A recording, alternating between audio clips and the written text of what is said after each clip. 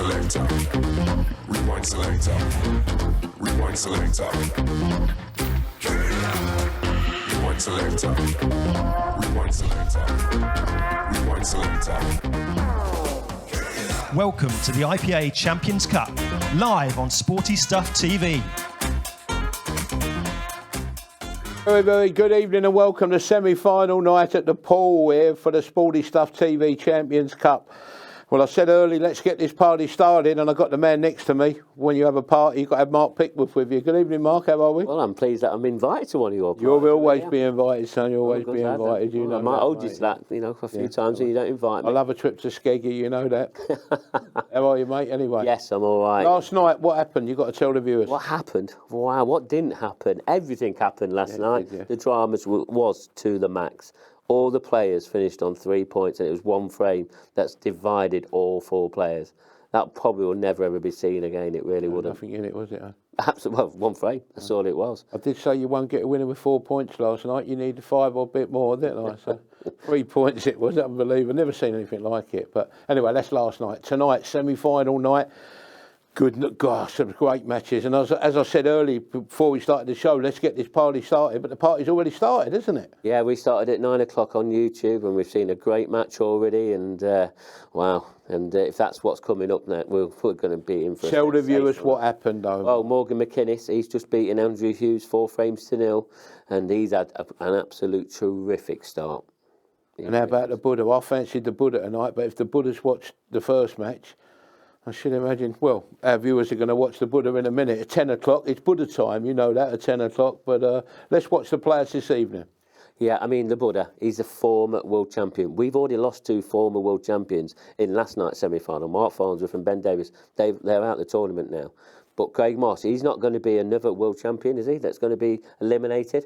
But Andrew Hughes, he's going to be, how he's sort of going to get back into this, after a 4-0 win, then it's going to be really tricky for him. And then we've got Rob Donkin. He's a really great player, and it's just about how he can sort of manage his shot clock. I weren't very impressed with the way that he did this shot clock, but we'll have to see how he gets on tonight. And then Morgan McInnes, what a start this lad has had. 4-0 win already. He looks in great form. He looks like he's really settled in very early on, and he's going to be a very tricky customer for all of these players. Played so well the first match. I don't know if anybody watched that first match on YouTube at 9 o'clock, but I know you just come on at Sporty Stuff at 10 o'clock. But this boy absolutely was on fire. But let's look at our odds this evening, and we'll see it here. Don't forget, these odds were available before 9 o'clock, before that first match. I'd like to have a bit of 9-2 Morgan McInnes here after that win. But even money Craig Marsh, 4-1 Andrew Hughes, 11-4 Rob Donkin, and 9-2 Morgan McInnes. I thought before it started that Andrew Hughes was a bit of value at 4-1, but unfortunately that 4-0 beating in the first match. But you see what happened last night. Players can still win, can't they? They can win with 3 points. Well, Gareth Hibbert, he lost his first match last night, and he won the group and got through as well. It was that. Let's look at Andrew's form. So Andrew Hughes. So all of a sudden he's now been beaten. He's had 3 wins out of 3 in his previous group stage. And look at the one of the wins he had against Ross Fernie. He's already in Event 2's final. Can Andrew bounce back and get into that Event 2 final and possibly play Ross Fernie again? Ranked number 17. Win-lose record isn't bad. 7 wins, 3 losses, 40% in 2021 and 40% in his career. Yes, he's been a little bit out of form for the last 2-3 seasons, maybe.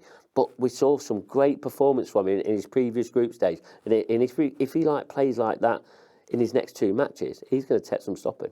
Well, I said to our commentator Jim White earlier, after the first match, a star is born. And this could be the star, Morgan McInnes. Look at his form here. He only beaten the first match 4-2. Who's that? It's me. Mark Pickworth. You were leading in that match as well, weren't you? Yeah, I was 2-0 up and I lost. Oh, I never knew that, Mark. You've only told us 67 times. Right, well, what do you think of Morgan? Well, he's won 3 out of 3 already. He's 100% record, and he's our amateur qualifier. Snuggles, that win-lose record there. 8 wins, 2 losses, 73% win ratio in 2021 and 56% 6% in his career. He's already won an IPA title, and he's definitely one to be watching. And tell our viewers, win already. Tell our viewers who his practice partner is. Yeah, he's practicing with Liam Dunster, our IPA #1, and you can see where he's picking up all the tricks of the trade from. And he's got so much ability, Morgan has. Well, you know what they say, when the clock strikes 10, it's Buddha time. How about Craig Marsh? So Craig Marsh, 100% record. He's dropped 4 frames. I mean, he should have dropped a point, really, against Vicky Lomax in that first, where he was very unsettled, and Vicky should have drew 3-all, but she didn't. And there's 3 wins out of 3. And he's ranked #4, win-lose record again. 8 wins, 2 losses, 61% in 2021, 63% in his career. Craig won't mind me saying he's been pretty inconsistent for the last couple of years. And when is he going to get this consistency back? Because you need consistency to win titles. Are we going to see him now just sort of turn the screw a little bit, pick up his game, and then just sort of fire on to win this title? When I was talking to him earlier, I've never met a confident sportsman in my life as Craig. He really fancies a chance tonight, hasn't he? And the potter from Romford, yes, not Steve Davis, it's Rob Donkin. Yeah, Rob Donkin. He's lost in this tournament to Mark Farnsworth. He got eliminated last night in that sensational semi-final group. He lost 4-2, but he has had 2 wins against Jason Wimpton and Toby Bolt. And he's number 18 on the amateur rankings. He's not played too much for the last couple of seasons. Win-lose record, it's not bad. 6 wins, 4 losses, 65% in 2021, 60% in his career. He's the dangerous player. He's got so much ability. Former professional snooker player. He's going to be a tricky one. And his best mate is? Well, he practices with Stuart Bingham a couple of times, and he's in with all the snooker boys around. Another Romford boy. And one of my claims to fame, I used to work the market at Romford selling flowers, Romford Market, a long, long time ago, I can assure you. But Rob's got, absolutely now. Is the odds coming up here for our first match here this evening between Craig Marsh and Rob Donkin? Even money you can get Craig Marsh. Rob Donkin about a 2-1 chance, and the tie at 9-4. So if you fancy the favourite, you ain't got long. Even money, look for them odds with our betting partners. You will get some value here, I can assure you. But even money, Craig Marsh, 2-1, Rob Donkin. Here's our match odds as well. We're just looking at these here. As I said, you'd like to have a bit of that 6-4. Morgan McGuinness in the first match, wouldn't you? After winning 4-1, but you've got Craig. The odds here, honestly, I've looked at this 5 times today, well, maybe 10 times, and I really, truthfully, it's so tricky. You've got to shop around, look for the value with our betting partners. And Mark had a word with our players earlier on this evening in the arena. Mark, over to you. Thanks, Gary. We're back in the playing arena for our second semi-final. We're going to be joined by a few players, and here's our first player, the Buddha, Craig Marsh. Are you really looking forward to getting started? Yeah, I am. Yeah, I mean, it's great playing in an arena like this. Under the lights or whatever, and yeah, sort of what I'm about, really. Well, I'm going to put you straight on the spot now, right now. I've got Rob Donkin. That's who you're going to be playing partner. Well, your opponent's going to be. You got any words about what sort of player he is? Yeah, he's a class player. I know him. I know he was a snooker boy for a long time, so I know I best not be sticking any balls out for him to knock in, I think. But hopefully the balls are on my way tonight, then I can get the job done. And you're a former world champion, multiple IPA winner, the betting partner's favourite. Does that add any extra pressure to you? No, not really. I tend not to really worry about all that sort of stuff. I got plenty of experience now to not sort of worry about all that. But it's a nice buzz to have, nice thing to have, I suppose. And in the betting office, I sort of mentioned that you've been a little bit inconsistent over the past couple of seasons. Would that be pretty much fair to say? Yeah, absolutely. I haven't played half as much as I'd like to, but the last sort of, say 5 months, I have played quite a lot. So, there's no excuses tonight at all. Well, I'm going to let you get ready for your match. It looks like you're really up for it, and good luck on the base. Yes, thanks. Well, that's the Buddha, Craig Marsh. He looks like he's up for action tonight. He's got a huge break, so you need to be putting some headphones on, trust me. And this is going to be his opponent, Rob Donkin. Are you really looking forward to playing the Buddha?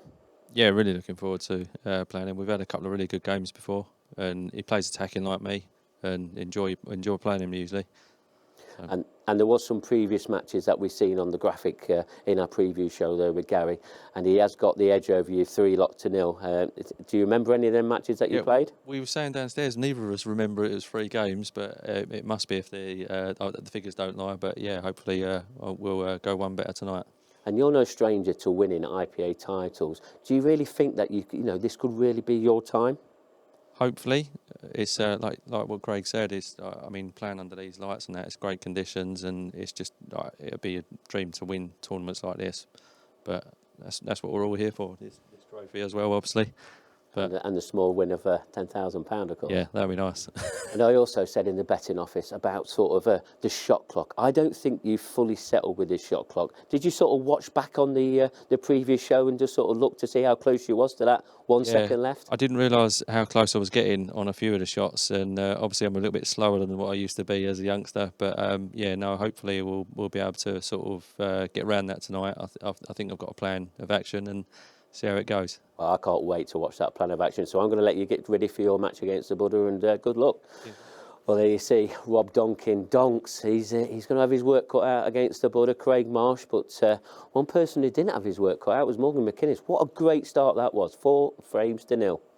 Yeah, it seemed to just all go my way. I mean, I broke and dished both my frames that I broke, and Drew never really got much of a looking at all.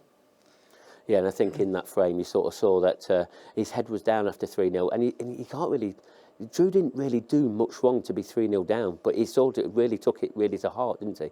Yeah, he's obviously probably came here with some expectations, like everyone does, and it's such a short and tough format. If someone's going to be dishing like that in 1 frame visits, then it might get to you. You need to try and not let it get to you, because every frame is huge in this, like we seen last night. And as you're pretty much the outsider with our betting partners, probably not now after that 4-0 win, does that sort of take a little bit of pressure off you? I wouldn't say it takes pressure off, because I put quite a bit of pressure on myself anyway. Seeing myself as outsider probably fires me up more. Hopefully quite a lot of lads have got on it, and hopefully we can sting the bookies a little bit. And we said in the betting office, you practice quite a bit with our IPA's #1 player, Liam Dunster. And we can see some of that sort of ability coming out of you. Does that really, really help the way that you play in these sort of settings? Well, when you practice with Dunster, if you make a mistake or you go, like, if you do anything wrong, you're just going to be sat in your seat for half an hour, 2 hours. So you just need to take every chance you get, and that's exactly what you need to do here. So it is very good preparation. Well, you've had a great start, Morgan, and well played, and good luck for your next 2 matches. Thank you. Well, that's Morgan McInnes. Snuggles, he's already won 4-0, and wow, he's going to be one to stop. Right, we're going to take a break now, and we're going to be right back in a few minutes with Craig Marsh against Rob Donkin. This group is not one to be missed.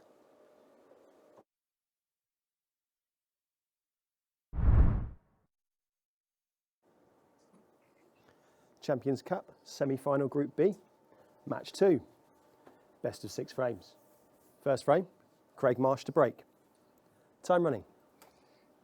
A very warm welcome again. Well, heart pills may be a prerequisite before settling in to watch the pool tonight, folks. The drama that is sure to unfold is not going to be for the faint of heart. Last night set the table for what we're going to be seeing here again. And I can tell you one thing about these 2 guys at the table. You don't want to blink too often. You're going to miss way too many shots. These guys don't mess around. Former world champion Craig Marsh, back in 2017, he hoisted the crown. Extension. And he's up against a very aggressive competitor in Rob Donkin. And Donks, they call him. Well, Donks can do it all at the pool table. But the man favored to get through the group, you're watching right now. They call him the Buddha.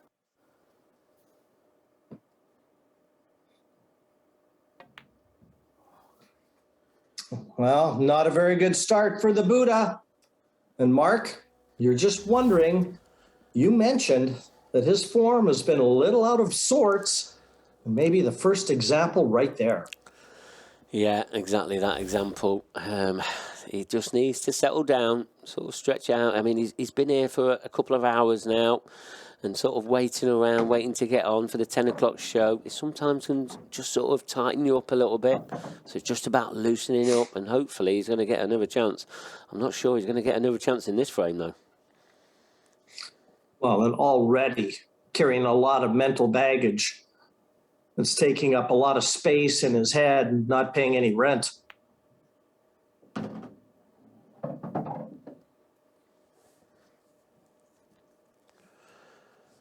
A big chance here for Rob.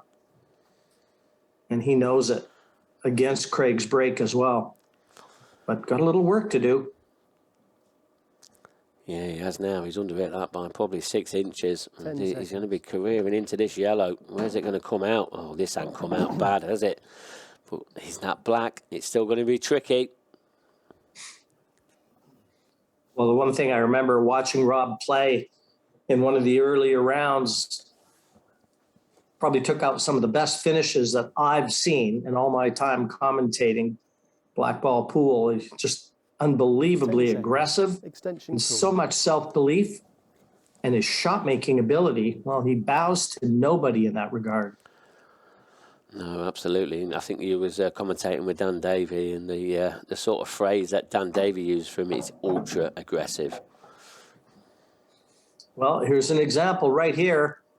A thin cut on the yellow to the bottom left as we look should take that cue ball into the red and black. Needs to be a bit lucky how it's going to unfold, and he needs a big shot to help it.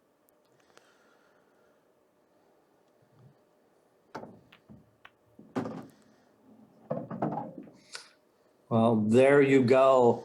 He's unlucky, but what an effort from Rob there. Fully deserved a better Total fate. snooker. Time And it running. almost looked like he was going to drop onto that black, but Yeah, it off is. the top cushion and try and snick it into that right center. I wouldn't put anything past 10 this guy. seconds.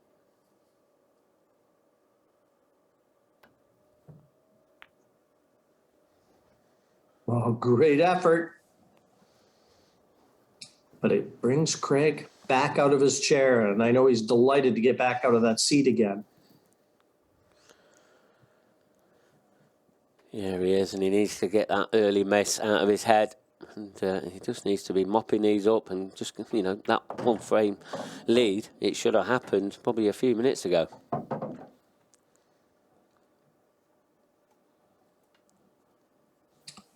Rob said in his interview with you that he really enjoys playing Craig just because he plays the same type of style. Well, he's right away onto that awkward red, if there is one on the table.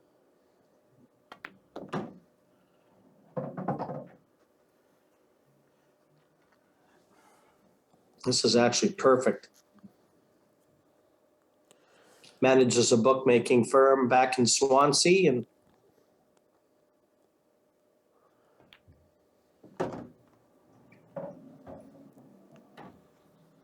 obviously knowing that he's a favorite here, certainly didn't seem to unsettle him at all. He knows being favored on paper means nothing really, does it?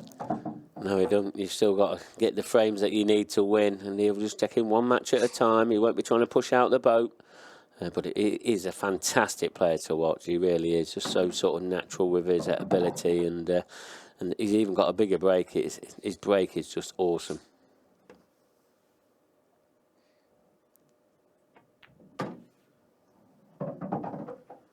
Oh, nicely controlled right around the back of that black. It looks like it's going to be Craig Marsh who's going to secure frame number 1. Frame. And needed to. He held serve. He's going to be sitting down, and Rob Duncan will be breaking in frame number 2. But the Buddha smiling at the moment.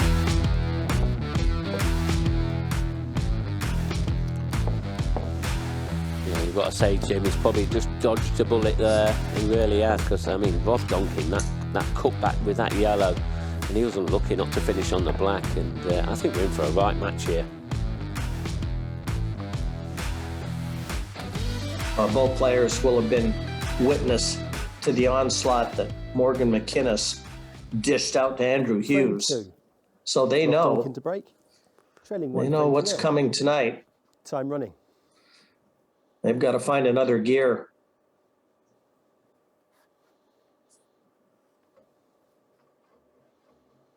Frame number 2.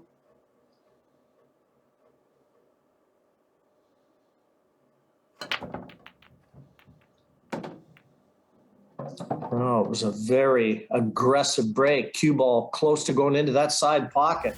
He's going to have to try and keep that cue ball under wraps off the break mark, but a little fortunate there because that was lost. Yeah, it was. It was very lost, and normally when it sort of goes into the bottom half of the table, it normally gets covered, but it's in a wide open space, and he's going to have a choice of balls 10 here. seconds. And these yellows, Extension they don't call. look too much of a problem, apart from that one in the just above the baulk line on the left-hand side.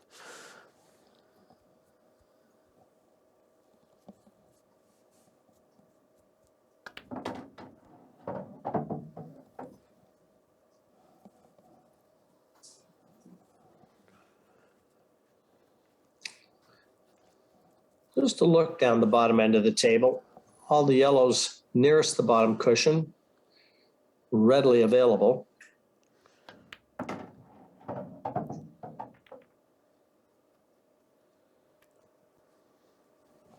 Well, once again, trying to develop a ball. He can count himself a little bit unlucky.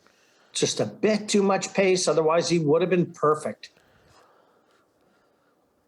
Yeah, absolutely. And we're just seeing what Rob's all about with this ultra attacking style he's got. And he believes 10 in seconds. himself. He can put every ball on the table, and he's just going to go out, do his business. And I'm sure he's going to be potting a lot more balls, but that's one to be questioned. It's not his best effort.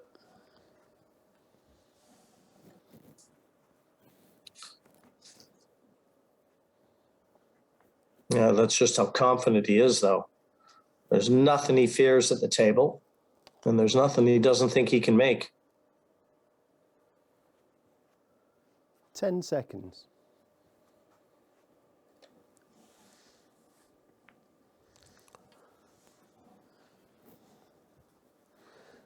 How about that one then, Jim? We don't see that very too often, you know, where the player uses the opposite hand on here, not as much as you do in snooker.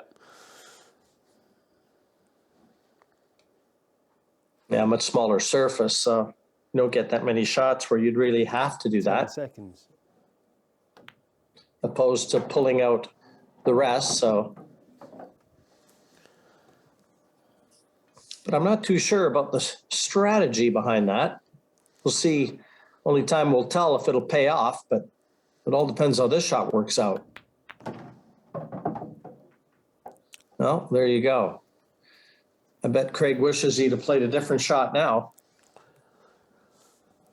Yeah, absolutely. And I think if Craig wants to keep up with Rob Donkin on the potting success, he needs to be a bit more attacking here.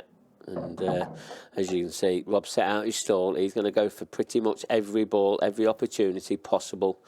And Craig, for me, a negative play only sends out one message to his opponent, and it's not a good one.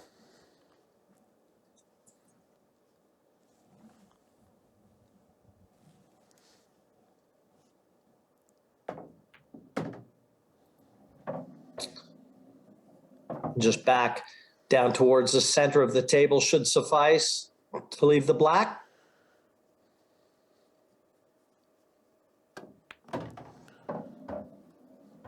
Oh, very nicely played. Got a little closer to it than I thought, but great positional shot from Rob there. Frame. And hold serve, and with it, levels it up here. One frame apiece. The Buddha against Donks, and it'll be Craig Marsh. He'll be breaking frame number 3. Both players enjoying it out there, though, soaking it up. Secret of success. Embrace the pressure.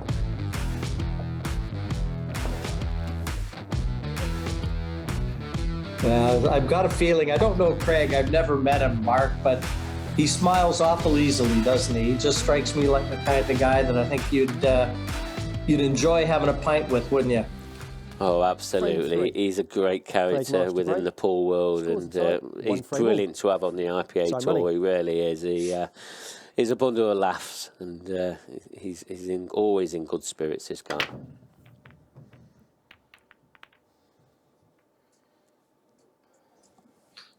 Well, the cannon break did not find its mark there.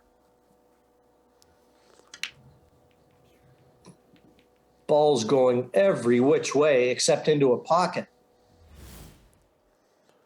And a serious opportunity here for Rob. 10 seconds.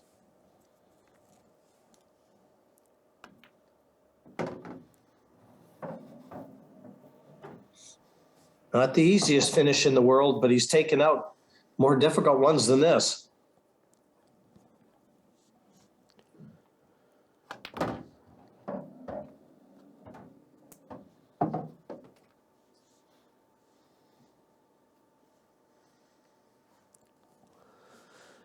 Yeah, probably his only problem is the yellow in the bottom half of the tail, which is just above that red on the right-hand side.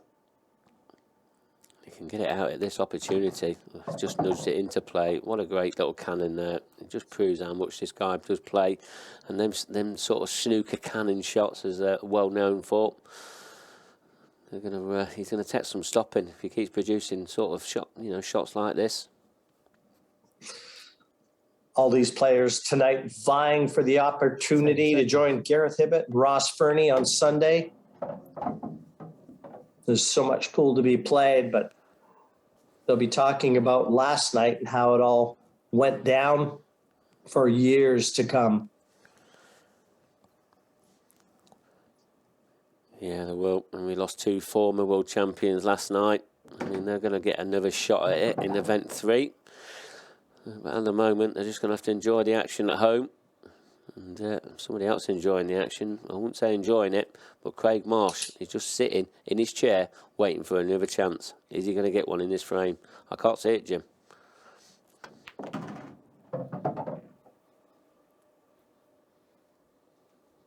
Not now, I can't. It was all about position there. He just had to be careful. He almost overhit it. But this is how deadly Rob Donkin can be. Half a chance. Frame. And he pounces. And with it, steals the break and a 2-1 advantage over the former world champion Craig Marsh. He looks in good nick again tonight. We've seen it before. A lot of confidence, a lot of self-belief, and a lot of talent.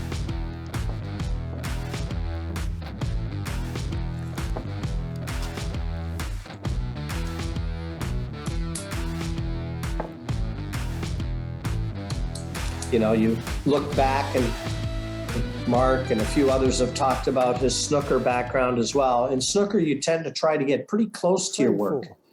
But on a pool table, you don't really need that cue ball to be close to the object ball.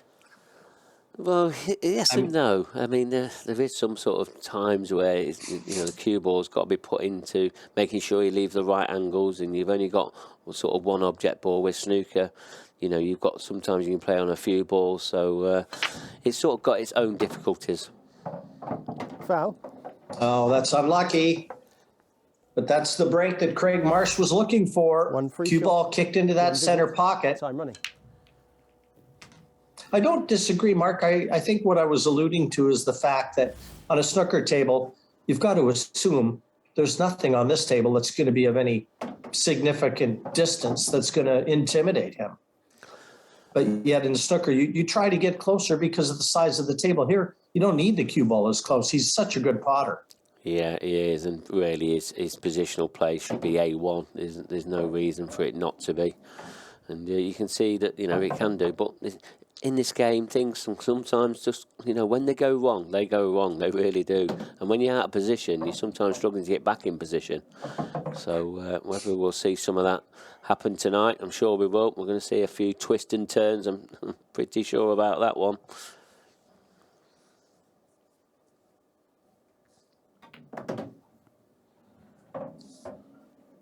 There's so much ability on display here tonight.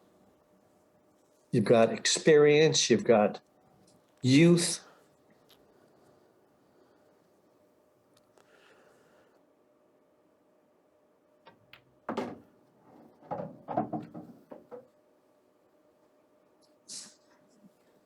And it looks like Craig is going to return the favor. Swipe the break, get back on serve. And we'll see if he can find the ticket for a more successful break in the next. Because you really can't see him faltering here.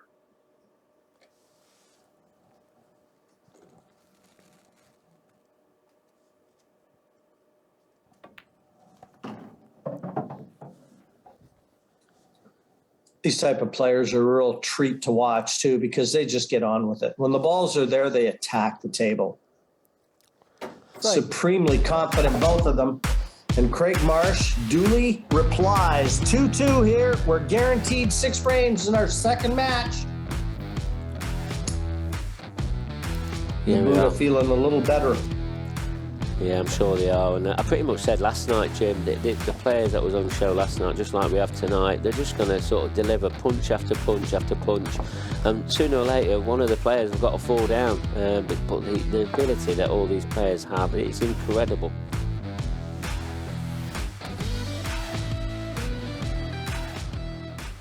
Yeah, they're such short races. Frame 5. Craig Marsh to break. You know, that you Scores can't... tied, 2 frames all. You can't rule Tight out running. a little good fortune, a little running here and there, because in such a short race, you know it's going to be a factor. But you just need it to come at the opportune time, don't you? Yeah. Would you believe it? I know. 2 in a row. But this is pretty untidy, this table. It really is. But I guarantee, Rob Duncan, there won't be any safety shots played here. He'll be going all out attack. He'll be looking at how he can clear this frame up, because he don't want to give Craig Marsh another chance at the table. 10 seconds. Extension called.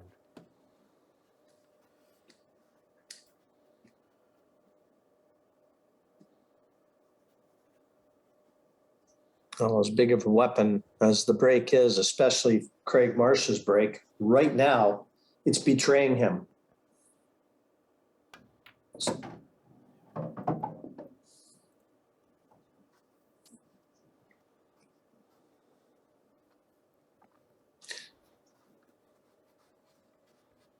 Got that red near the top right corner. That's going to have to be moved. Yeah, and I think he wanted to do it off this red. He tried to leave himself an angle so he could go up the table. So he's sort of pushing out the boat here a little bit. He feels like this is the time. I mean, he will be breaking in the last frame as well. So, but he's got nothing on here now. Surely we're going to see a very rare safety shot here from Rob Duncan.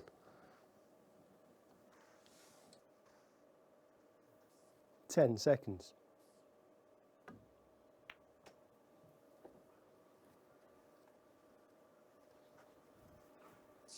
A Rob Duncan safety, a rare sight indeed, Mark.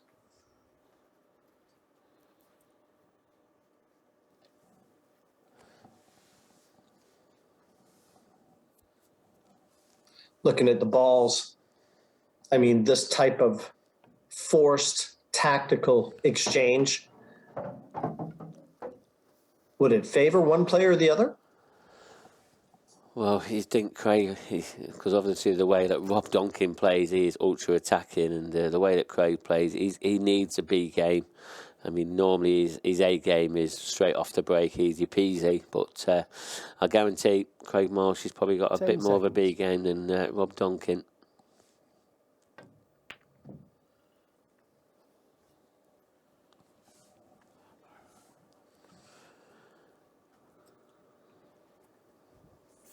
Just a quick survey of the land as he goes back to his chair from Craig.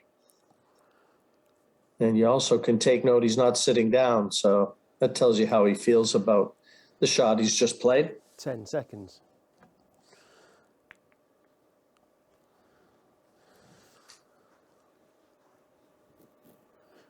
Yeah, but how incredible is it? All them balls in the top half of the table, and that black is still on its spot. That's incredible.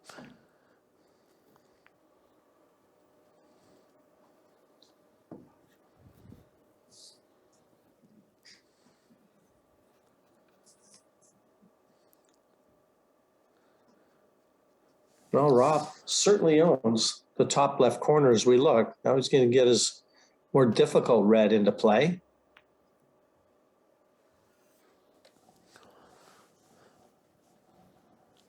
Yeah, and I'm sure he's going to be looking at an attacking option just to try and get his balls into play. Because you've got to say, he's in control of that top left-hand corner. But one good snooker for Craig. But with this red in the bottom half of the table, it probably cuts out a few easy snookers.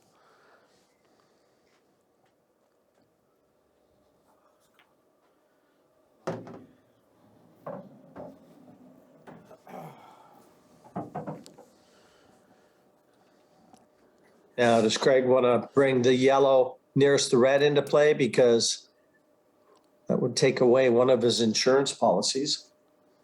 It's tying up one of Rob's reds, 10 even though he's seconds. on it, isn't he? Yeah, he is. He's just going to push his yellow down into the bottom right-hand corner where his red is, which isn't a bad option. I think he's got a bad contact there, or he's not cued through it. I'm not sure. He's having a little sort of word with himself, a little nod.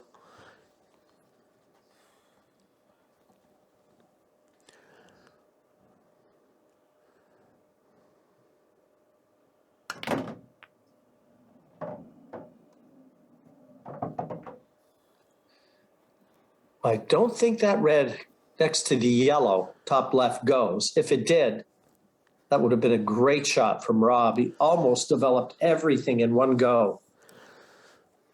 Yeah, you say it don't go though, Jim. It goes into the right centre. And trust me, he'll be looking at getting on that red on the cushion and dropping it in. And then he'll have that chance then, unless he can just disturb it out now.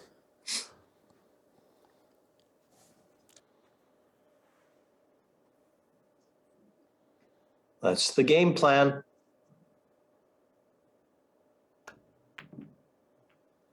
Oh. Well, again, a rare sight. An open miss from Rob Duncan. Now concentrating as much on developing that difficult red. But those are chances that against a player with the ability of Craig Marsh, you can't throw those chances away. They can come back and haunt you.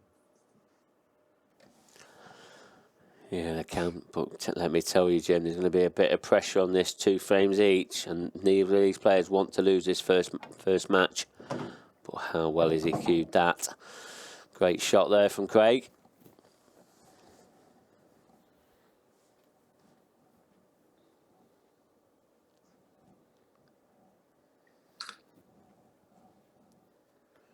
Yellow on the left-hand side of the table is the difficult one. 10 seconds.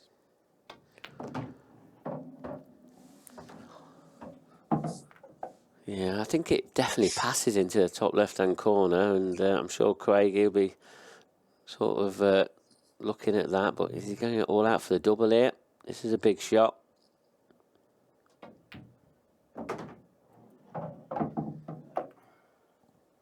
And what a shot, and what a timely one it was.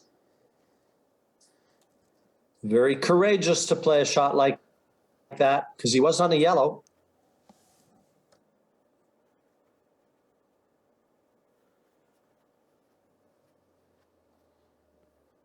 Ten seconds.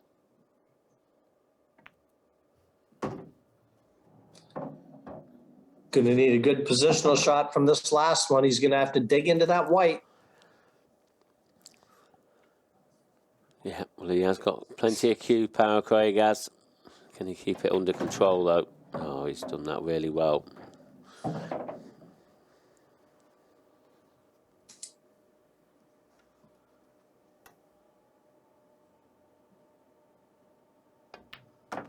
Frame. That one missed red from Rob Duncan, top left, was costly. Craig Marsh, 3-2. He's guaranteed himself of at least a draw. And here's the big double. It showed a lot of heart, a lot of courage. An anxious moment to be sure. But it's Marsh, just that odd frame in front now. And next up, Craig will be staying at the table, and young Morgan McInnes will be facing off against him. And that one, experience against youth. Stick around, you won't want to miss that. Rob Duncan to break. Trailing 3 frames. Wales 2. versus Scotland. Time running. There's always sort of great encounters, them two countries. But Rob Duncan flying the flag for England. I don't think he's out of this yet. One big break here.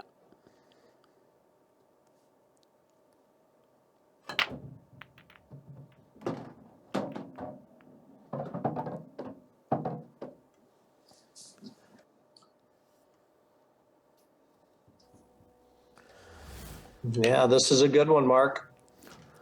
Another look. Reds and yellows going everywhere. Made two reds.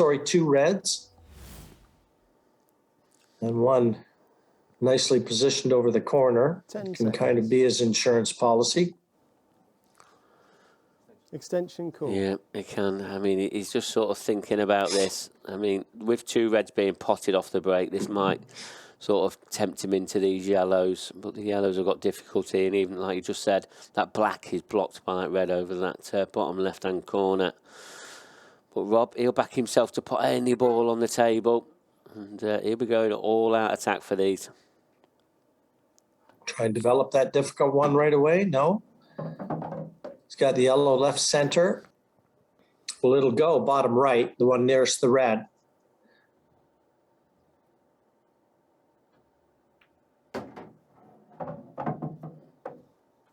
He'll really want to try and develop that one on the right cushion, won't he, Mark? That's probably the most difficult one, as they said. Yes, they are. But I think he might possibly look to playing it off the yellow, or if he's got an angle here, he'll be trying to get it out.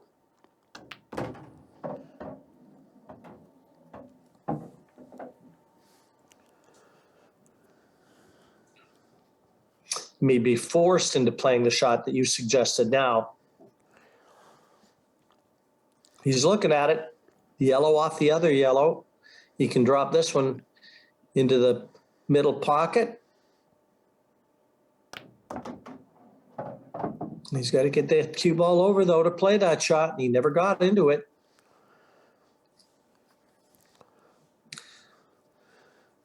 He's starting to run out of options, too.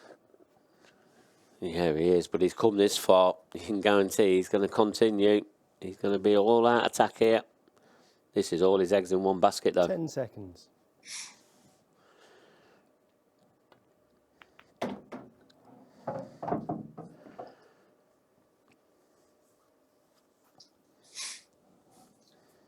What's the game plan on this yellow?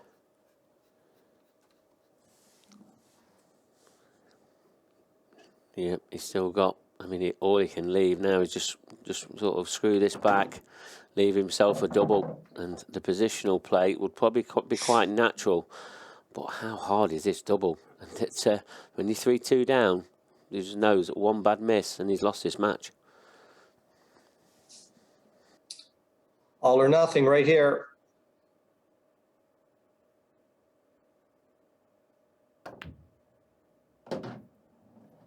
Hard of the pocket, but he hasn't landed ideally on the black. There's a pocket into a very acute angle into that side. What a big shot this is.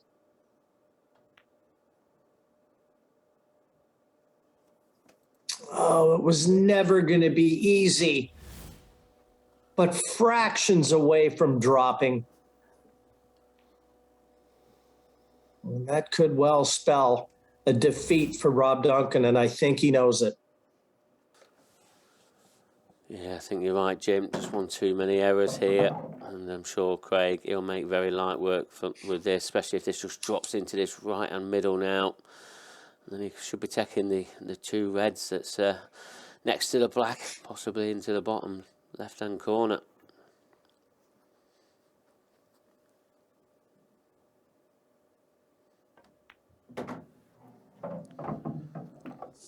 Well, does this red go, Jim? I think this goes. I think it went in that middle. If it does, it hasn't got all the pocket. It definitely doesn't have a full pocket.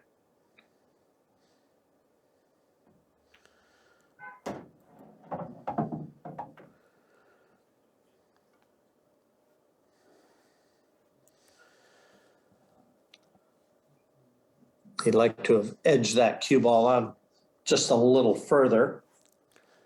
Yeah, well, I think we're going to see some cue power of Craig just coming around, but he's missed the red. Wow. Christmas come early for Rob Duncan. Frame. And that miss seals Match both draw, 3 frames fates. all. 3-3, a draw, our second match here in the group stages of the semifinals, our second semi, and it's a 3-3 draw, 1 point each. So next up, Craig will stay on the table up against young Morgan McInnes. Gentlemen, a couple bad misses there, weren't there? Yeah, there was, Jim. Well, I know we've got a big Buddha temple in Cardiff, but I don't know if we've got one in Swansea. But really there, he needed the gods on his side there, Craig, didn't he? Yeah, he did. I mean, he's had quite a few unforced errors in that match, and the same with Rob. And probably Rob's got away with it more than what Craig did. And 3-3 draw is probably not a bad result, but Craig will be kicking himself. He should have been winning that match 4-2. Yeah, but Rob had some chances as well to win 4-2, didn't he? Yeah, he did, but things didn't go his way, and he was always pushing out the boat a little bit too much, and he sort of got shown up a little bit. And but in the end of the day, he's got the draw, and they're both still in this group anyway. I thought a draw was really a good result there, Mark, wasn't it, really, from, looking at how it went, Just looking at next matches, Craig stays on now, doesn't he? And he plays Morgan McInnes. There's a classic here. Don't forget Morgan, if you never see the match on YouTube at 9 o'clock, well, he won 4-0. He's already got 2 points. Craig's got 1 point there. Craig's going to come out 5. Really here now, Craig's, well, we said this last night, a draw's not good enough, but really, if Craig, he needs 2 points from this, doesn't he? Yeah, ideally, just to sort of get level with Morgan and go ahead on him and just sort of set a statement out for his last match against Andrew. And if Morgan gets a draw, he'll be happy with a point. I think he will be, yeah. He really will be. The control's going to be in his court then. Yeah. Really. Don't forget, we're going to give you 3 minutes if you fancy having a look at our betting partners. There will be some value out there. I'm just looking. Craig Marsh, 8-11. Morgan McInnes, 3-1 in a place. That could be a big price, couldn't it? 3-1 Morgan. See you in 3 minutes.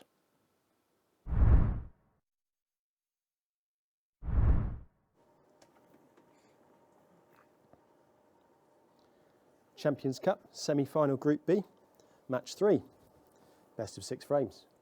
First frame, Morgan McInnes to break. Time running.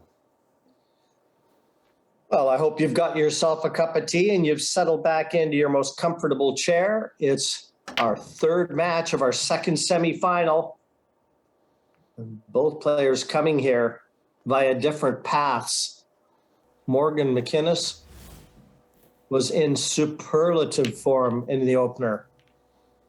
Played at a level rarely seen before. He really did raise the bar on himself. And by contrast, Craig Marsh, well, he had a chance to steal one 10 seconds. against Rob Duncan. And Extension if course. not for a failed attempt at a red, he would have had the frame and the match.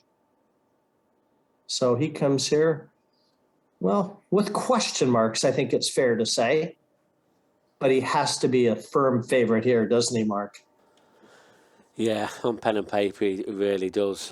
But Morgan McInnes, he'll believe in himself, he really will.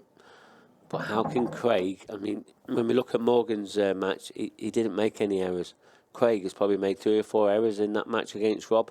And both Rob and Craig Marsh, they need to cut out the errors if they want to progress to the next round.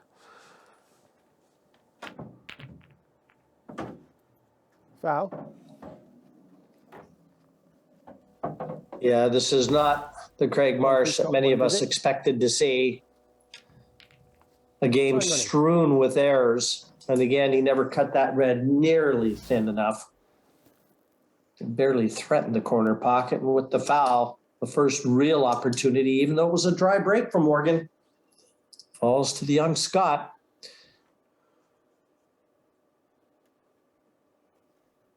Ten seconds.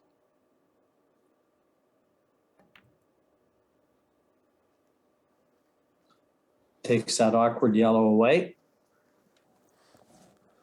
And in so doing, you have to assume that yellow near the red top left passes.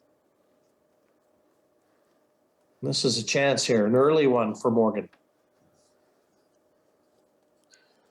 I don't suppose you have any idea why they call him Snuggles, do you, Mark? Yeah, he's told me, but I think he'll kill me if I sort of say anything on air, so I'm not going to. He did threaten me, but he'd just rather keep it between him and his family and all of that. So well, I'm going to. I think we've got to come up. I think we've got to come up with a more intimidating nickname for him, and let's invite all our viewers to weigh in. Let's try and find Morgan a name that throws a little fear into the field. Extension cool. like the Scottish Assassin or, McInnes the Menace. Let's come up with something that throws a little fear into the guys he's teeing off against. Well, it sounds like you've already been scheming them up already then, Jim. Some of them was really good. Really impressed.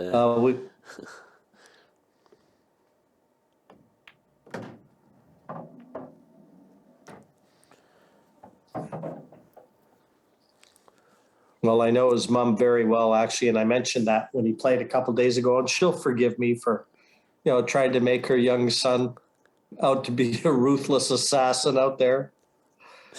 Yeah, well, I'm sure. Just while he's at the table, Michaela. Just while he's at the 10 table. seconds. I'm sure she's listening very carefully to you, just in case you do overstep the line there, Jim. She's let me know before, Mark. Trust me. Big chance here. Big chance.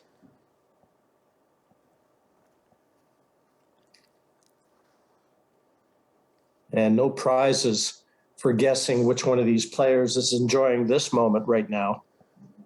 10 seconds.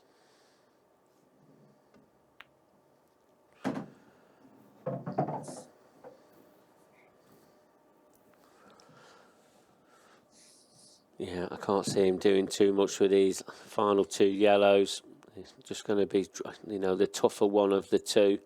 The one on the bottom cushion, he's just going to be dropping that in, and then he'll be taking the black into the right centre. I don't think he's going to push out the boat to try and get on the black any other way.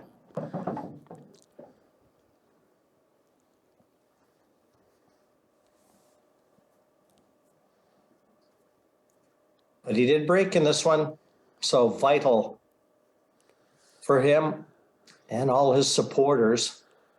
But he takes this one home. 10 seconds.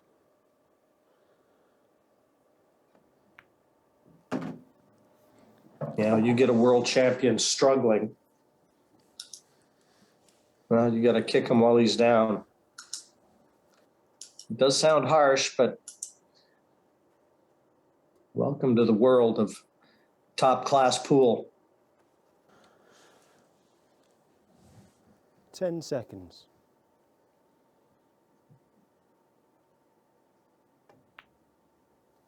Frame. And he's taken no prisoners. Off the mark, Morgan McInnes securing the first frame with the former IPA world champion Craig Marsh.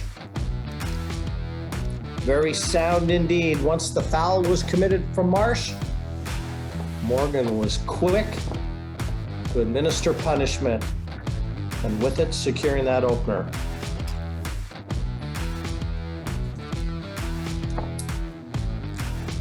Yeah, I'll tell you something, Jim. Anybody that thinks that Morgan's here to make the numbers up, that is far from the truth. He is here to win this tournament. He really is. He's had a great performance so far. I'm sure that's going to continue as well. But how's Craig going to get out of this now?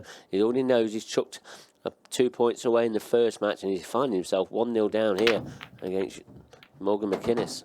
Foul.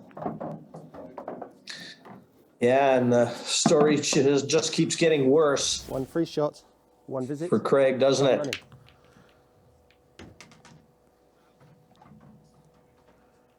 Yeah, the pool gods, they do tend to punish you. You just don't forget, and they don't forgive. Extension cool. And what a story it would be. Young man was probably home having lunch when another gentleman by the name of Mark Peckworth decided to bother him that day. Bother him, eh?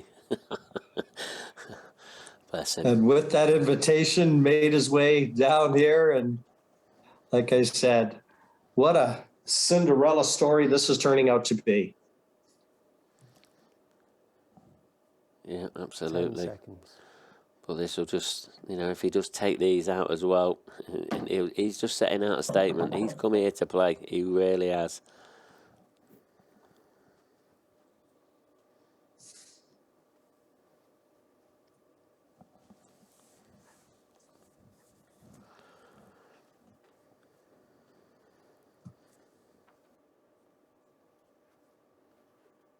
10 seconds. Now, all about cue ball control, as it almost always is.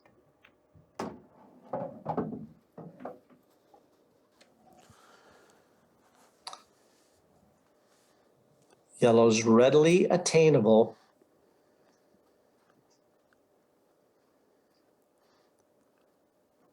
Just got to keep that white under wraps. 10 seconds.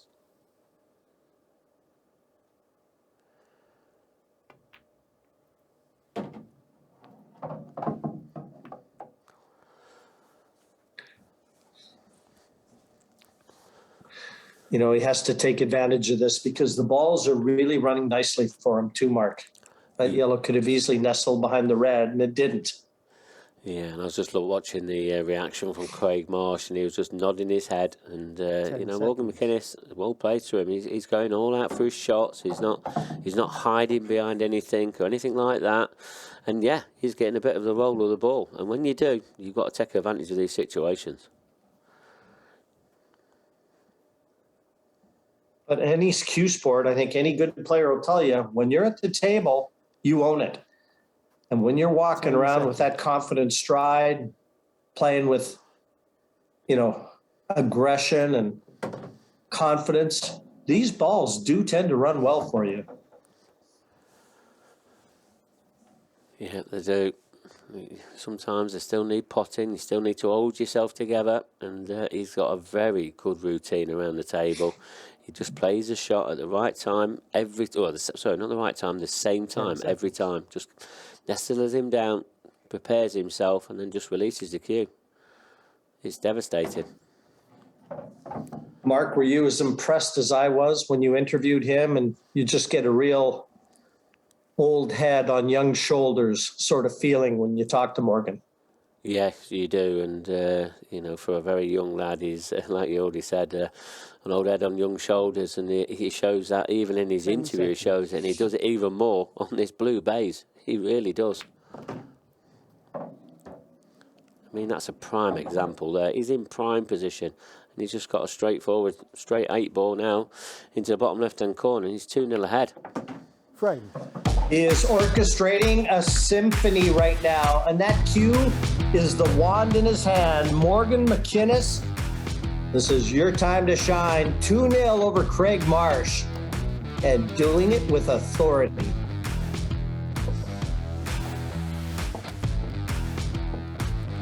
Yeah, and that's 6 frames on the bounce now, isn't it, for Morgan?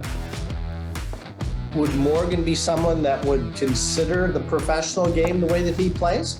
You said, I remember you saying that he had won an amateur event, and events like that are not won lightly. So is this man someone that would consider turning pro? Yeah, he's been offered pro status this year. He's finished in the top 16, which is what the criteria is to turn professional. When you're an amateur, and he's finished within the top 16 in the amateur ranks, but he's declined professionalism for this season. He just wants to get a little bit more experience, play a little bit more tournaments than that, and you know, you got to take credit to him for that and respect him for his decision, and no doubt when the time comes he'll take profession. Well, the pros on the tour right now are quite happy with him just hanging around for a while in the amateur game, I'm sure. Because what I'm seeing, he doesn't really lack much, if anything. No, he doesn't. And the way that he's just rolling off these frames, it's going to be pretty devastating for Craig sat there in that chair, just waiting for a chance. I mean, this table is just finished a little bit sort of very untidy. But he's going all out for his shots here. He really is. Pre-match odds, they had Craig at 8-11, and Morgan, you could have got 3-1 on your money. How would you feel with 3-1 right now, 2-0 ahead and at the table?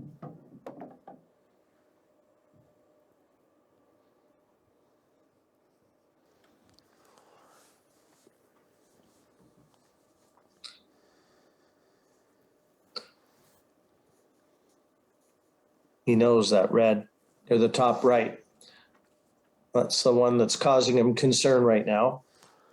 10 seconds. Yeah, it is, and he also probably knows he can't really leave it there because it just gives the advantage back to Craig. So I don't think he's going to play something. He's not going to play anything containing yet. I think he's going to try and he needs to get it out in the open. That's one thing he needs to do.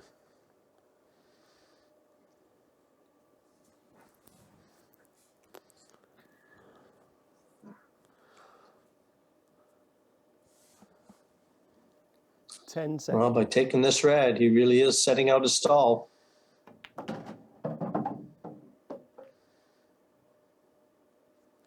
Oh, a bad roll there to be sure. That was a brave effort. Cue ball was on a line to nudge that red into the open. That could have been so much kinder.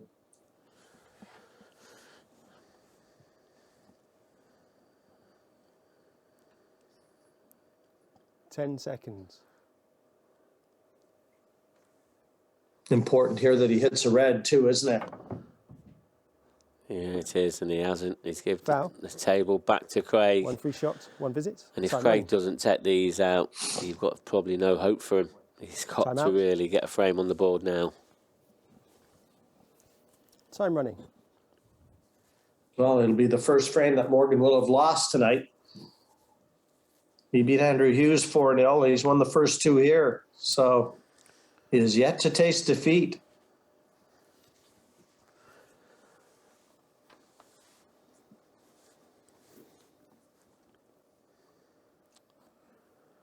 And just like Andrew Hughes, as we see Craig, Morgan had a 12-3 winning frames against losing frames percentage in his group that he won back last Monday. That'll mean nothing right now to Craig Marsh. This is all about him and this moment.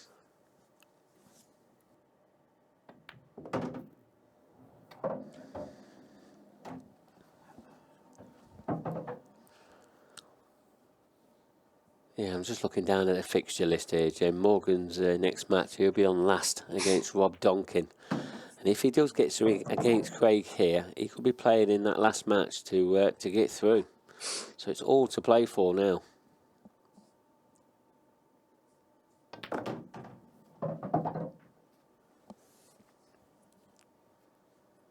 This was a timely performance, this one from Craig, much needed.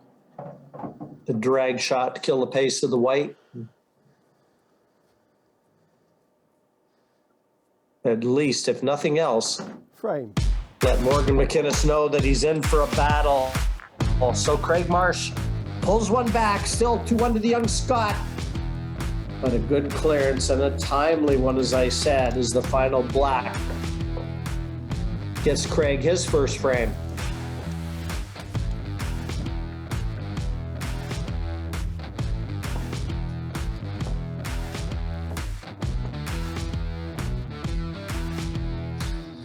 Well, Craig has had two breaks, and they've both been dry. I'll be curious if he keeps that cue ball in the middle.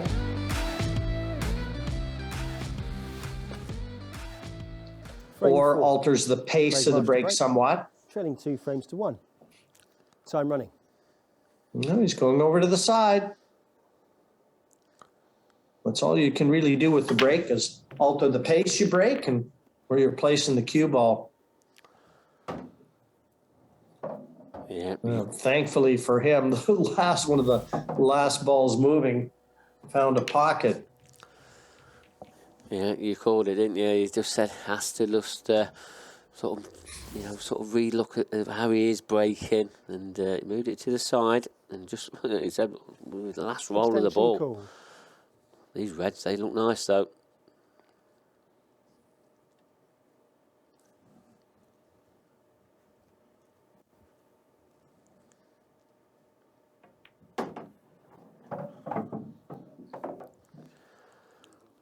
Well, I'm not sure. It's just not controlling the cue ball, is he there, Mark? He intended to come down for that red into the center, I'm sure. Yeah, he did, and he's, oh God, a good 5 inches short easily. I mean, now, if he does clip this back into the left centre, this white ball's going to be going, could be going into any balls. Oh, he's played that lovely.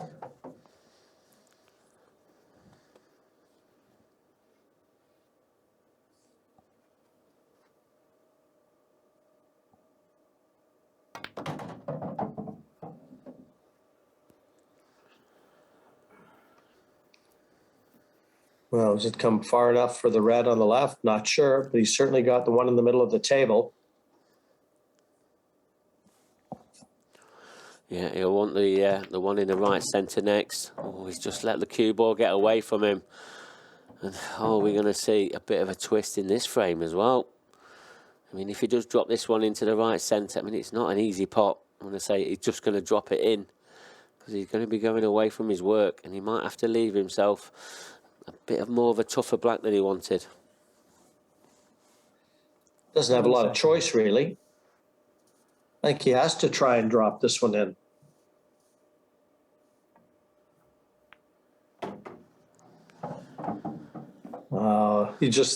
The cue ball is not being kind to him right now, and he is actually the architect of his own demise. Yeah, and this game, really, Jim, is when it sort of gets to you. It's a great hit, and what a great shot there from Craig Marsh. Brilliant. Frame. That's what world champions do. What a way to finish that one off when it looked like he was dead in the water.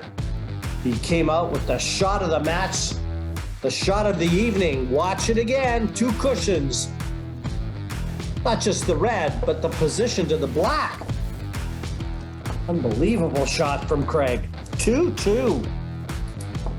Yeah, game on. The Buddha is back. Just when you thought he was going to sort of lose this frame, it produces that magic. And wow, brilliant shot making there from Craig Marsh. But he should never have been in that position. That poor shot, the poor positional shot. Frame 5. But he's got away with that one. But is Morgan going to let him get away with any more? Time running. Well, a big break here for Morgan would be the order of the day. He's seen Craig win the last 2. Good break. Really is. Every chance. Get himself at least 1 point because these balls are very inviting.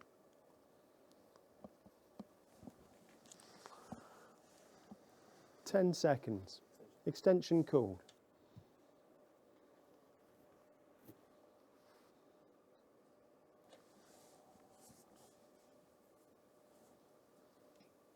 Using a little extra time, as a lot of these top players do. Just wants to assure himself of exactly how he wants to remove his choice of color. In his mind, probably 3 shots ahead minimum. 10 seconds.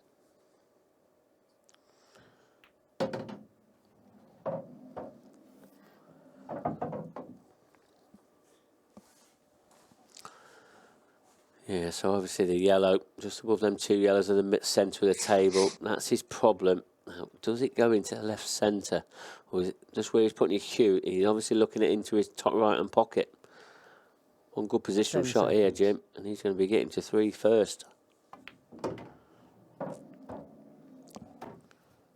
No, friendly little touch on that yellow. And prime.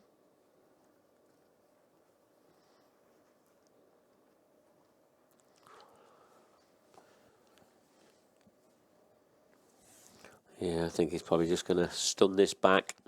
Just cannon into that yellow. And just hold it for the one in the left centre.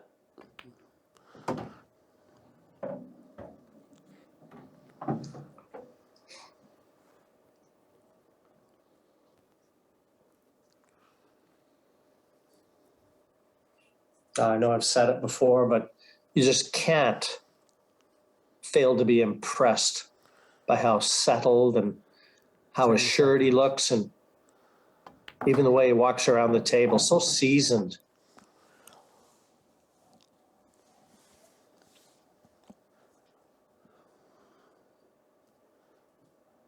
Yeah, he is, and this is probably going to be another great performance. Just hold himself together, just put these last few balls, and he'll be on 3.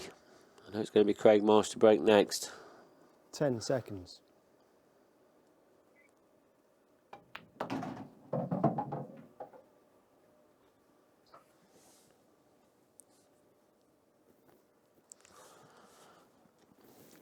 He has certainly controlled the cue ball much better than his opponent in this match.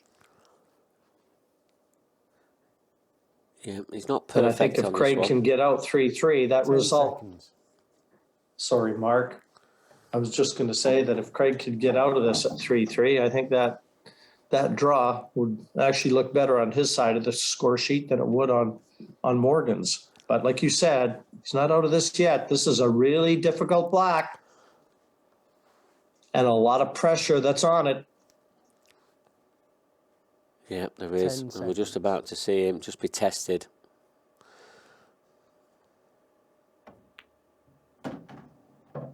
Frame.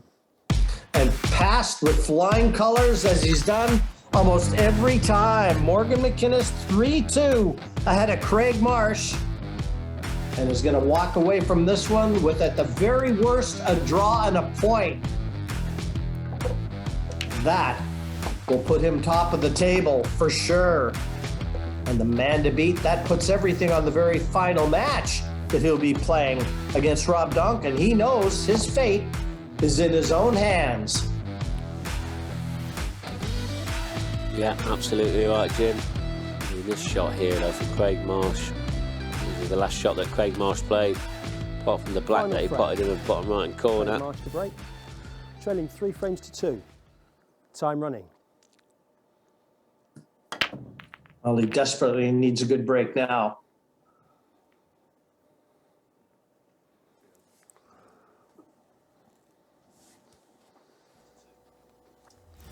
Yeah, the break has just deserted him completely. And for a man renowned with having a big break, it's all come unstuck, and at the worst time, and he can hardly believe it. 10 seconds.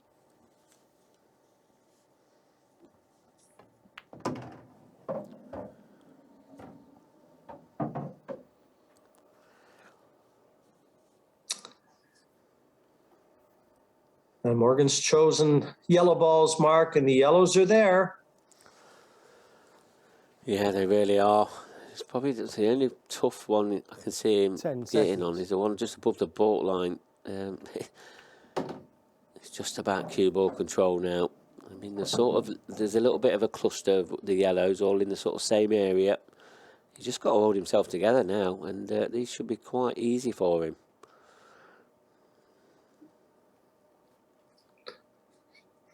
Well, I've just been texted what I think is a pretty good handle for this young man. 10 seconds. An old friend, Carl Fitzsimmons from up in Scotland, Mop Up McInnes. It's not bad. No, not bad at all.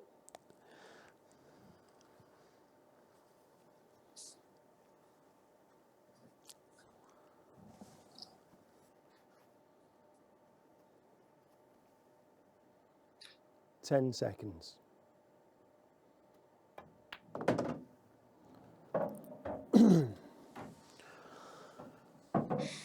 Big shot right here. Key shot. He's a little straighter than I think he would have liked. Yeah, he does look a little bit straighter. I mean, I'm just wondering if he is straight, is he just going to sort of leave himself a 10 harder pot, seconds. or is he going to try and pinch some of the pocket?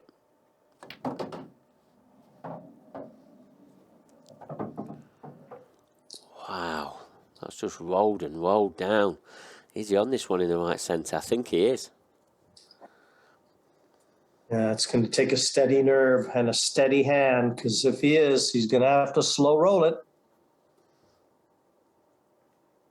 And that's always a test of staying still 10 seconds. and controlling your nerve.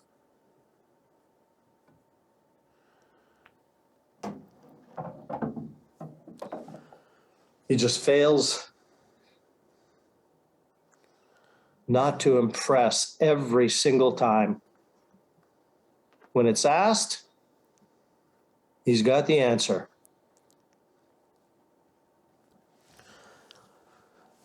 Ten He seconds. certainly has. He's not going to do a lot with his cue ball. He don't need to. I mean, he could draw it back and play it into the left centre, but this is the right shot to play. Extension He's got call. a shot here.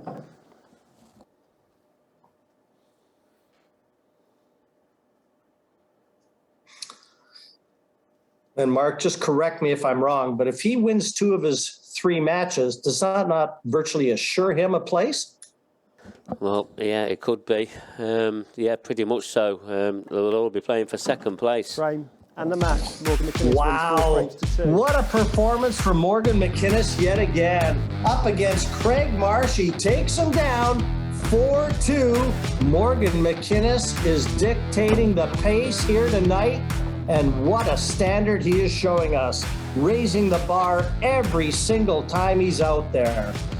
Gentlemen, you have to be impressed with what you're seeing. Yeah, he was good, one. And I thought of a name, Jim. Baby Mac. He reminds me of Alan McManus. We've said that before. And I'm always hungry. I love a Big Mac, Jim. But Baby Mac. How about that, Mark? What am I hearing here? Baby Mac? Let's talk about the game. Legend, isn't it? He is. Found one here. Star is born, but he was good. Yeah, he was, and deserves his win. And I did say he could be one that really upsets the party. And he's come here to play. He's come here to win. He wants to make that final, and it's pretty much all in his. Well, he's near enough in the. He is in the final. I've just looked at it because Jim asked me. He can't be beaten now. He's definitely in the final. Yeah, he's in the final. Who's going to go in the final with him, mate? Well, that's all the question. I mean, Andrew Hughes, he's still going to have to play next, and if he can get 2 points on the board, he's going to have a chance if he wins his last 2 matches. But Rob Donkin, it's going to be in his hands now as well, because if he gets 2 points against Andrew in the next match, it's going to be just pretty much them 2. Yeah, it's going to be close, isn't it? Them 2.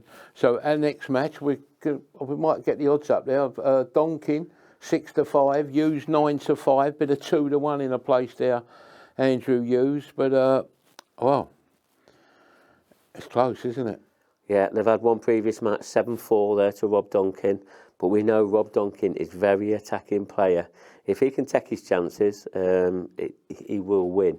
But if he makes mistakes like he did in his first match against Craig, he's going to struggle against Andrew because he's also a really quality performer. It's a good semi-final night, isn't it? Yeah, it is. It's going really well, and it's gone really well for Morgan as well, and credit to him. We're going to keep this party going. About 3 minutes for our next match, and Rob Donkin, short price favourite to beat Andrew. I think he could.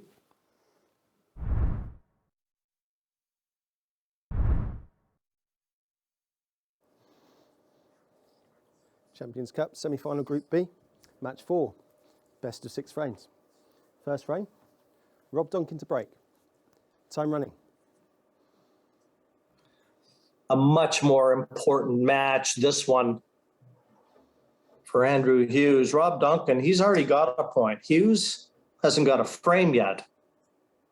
So if he's going to have any chance, he's got to beat Rob Donkin. He's got to beat him convincingly. So he's got the first opportunity as Rob sees that cue ball into the corner pocket. 1 visit, time running. Rob Donkin, he knows too. The winner of the group is looking a lot like Morgan McInnes. So now they're playing for second place to try and make their way into Sunday's final. Yeah, they are. And Andrew, he's going to need 2 big wins here 10 seconds. to get him to second place. Extension called.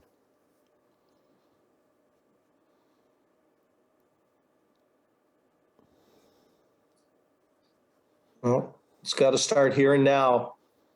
He really did nothing against McInnes in the very first match here to open everything today. So we'll see if he hit the practice table, tried to get that back arm oiled up a little bit, and build a little confidence with the fundamentals.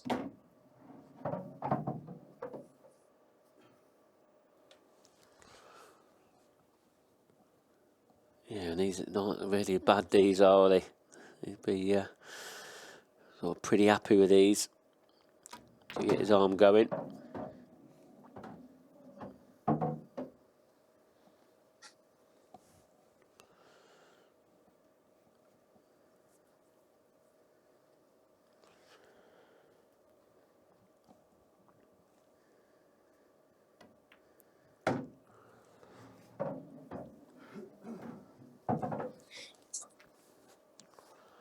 We never ever forgot something that the late, great Willie Thorne told me one time.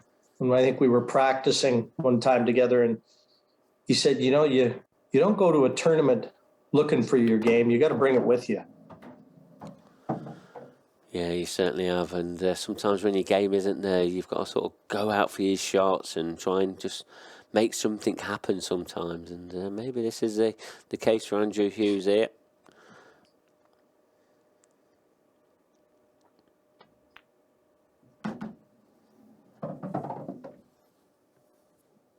Well, this is Andrew bringing it with him in the opening frame, to be sure.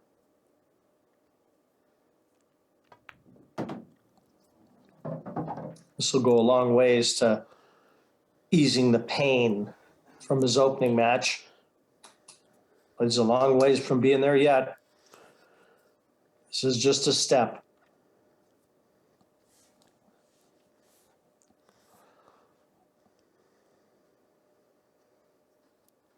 Ten seconds.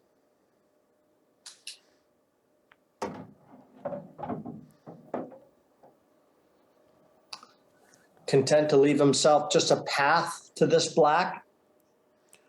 Difficult cueing. Frame. And delivered solid. Black down. First frame in the bank. Andrew Hughes secures it against Rob. And he will break in frame number 2.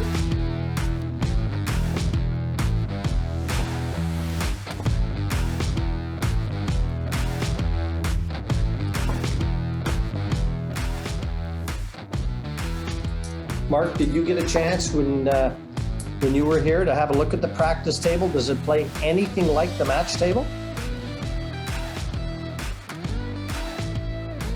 Well, I'm going to give you a bad news here, Jim. There is no Frame practice 2. table for the players. Hughes to break. The Including 1-0. We don't The really practice have a table's at home. Yeah, it is, and I mean, even if we did it, I mean, it never plays like the studio. The table in the studio. It really doesn't. But no, the players, they sort of go down, just relax, get a cup of tea, just watch this. We've got like a live TV downstairs, so they can watch the action and keep up to date with everything that's going off, everything that we're saying as well. So be careful what you tell them to talk about them with.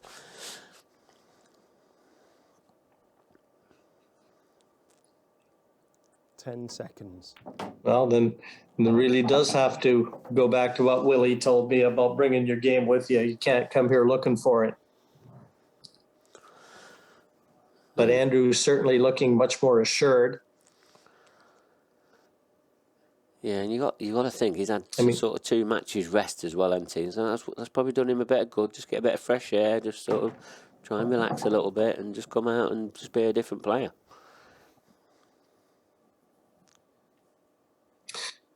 Well, he had so much negativity in his first, even just to get that one big frame under his belt. It's got to make him feel better. And he knows, obviously all these players know that 10 seconds. the quality of the opposition is so high. They've got to do it themselves. Yeah, they have. And this is going to be a very tricky clearance indeed. But one he's more than capable of getting. He's only got this pretty thin cut at the bottom right-hand corner. But position, it should be pretty natural.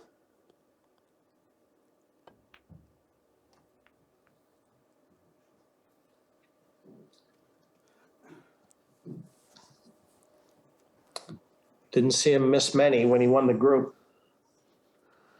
A few days ago, a 12-3 performance that saw him winning that group. And he capitalized almost every time he came to the table.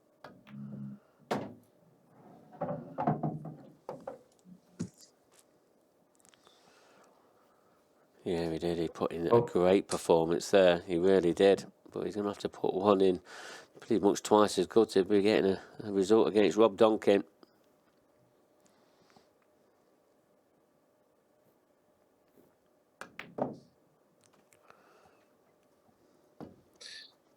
Well, these pockets have shrunk.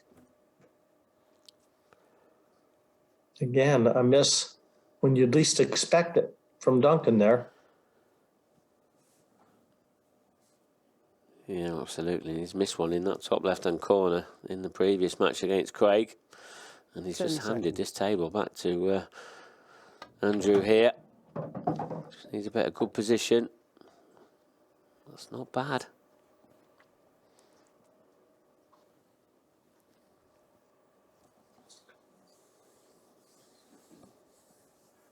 The one awkward yellow on the right-hand side, I think that one was one he was trying to develop and taking the cue ball up there. He's nicely onto this one, though. But that's still the problem ball for him. He just took another go at it, got it, but it's not been kind. No attacking option from here. At least nothing that jumps out at me. No, I think all he's got is probably a double. There's not a lot on. Just got one double. That yellow ball in the 10 middle of the seconds. table. Extension. Or is he going to call. try and play it off the red? I think that's probably the better shot, because if he does get the pocket, it might just buy him a little bit of time.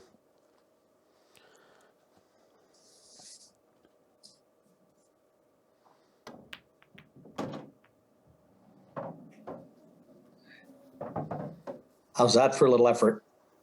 A little bit of magic, courtesy Andrew Hughes, a la Craig Marsh.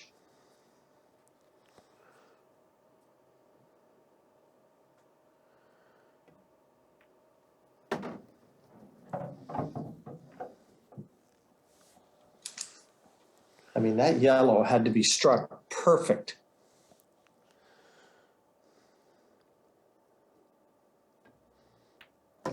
Frame. Well, that is definitely going to make him feel a lot better. He's taken the first 2 frames to lead 2-0, and with some brilliant shot making and extracting himself from a difficult situation. But look at it again. Cushion, red, and in had to be judged perfectly. And Andrew Hughes enjoys a 2-0 lead in a match that he has to win.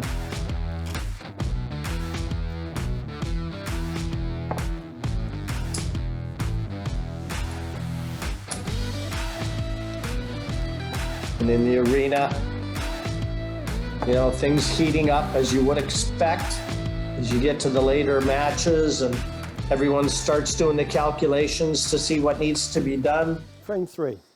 Rob Donkin to break. Trailing 2 frames to 0. Time running. Well, now Rob knows there's no time like the present. He's got to hit the gas pedal.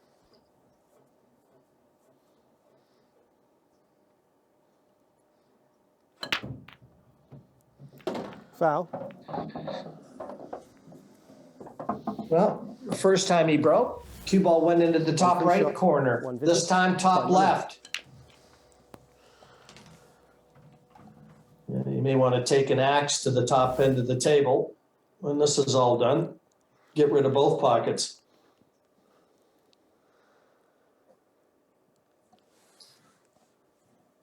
Yeah, it's not very good there from Rob Donkin, in and off. 10 seconds. Pretty blatant as well, Extension straight in. Not really been kicked in off. This table, it's a little bit untidy, and this first shot's very crucial of whether you'll be going for this or not.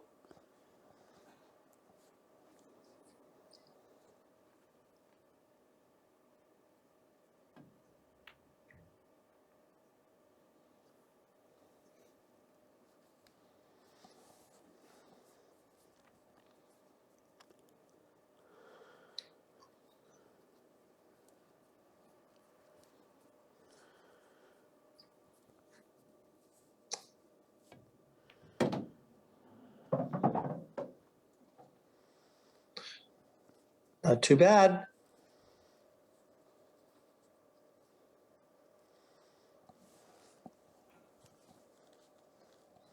Rob has to be fearing the worst right now. He hasn't shaken his head yet. He doesn't want to allow any negative body language to be exposed, but he can't be feeling too good about things right now.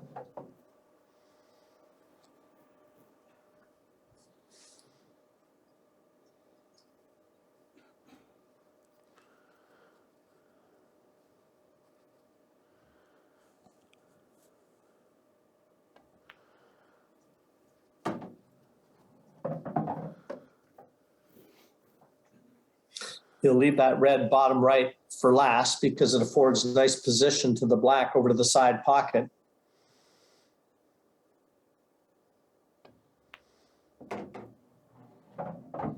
I would like to be fairly straight on this red, and he looks to have accomplished that nicely.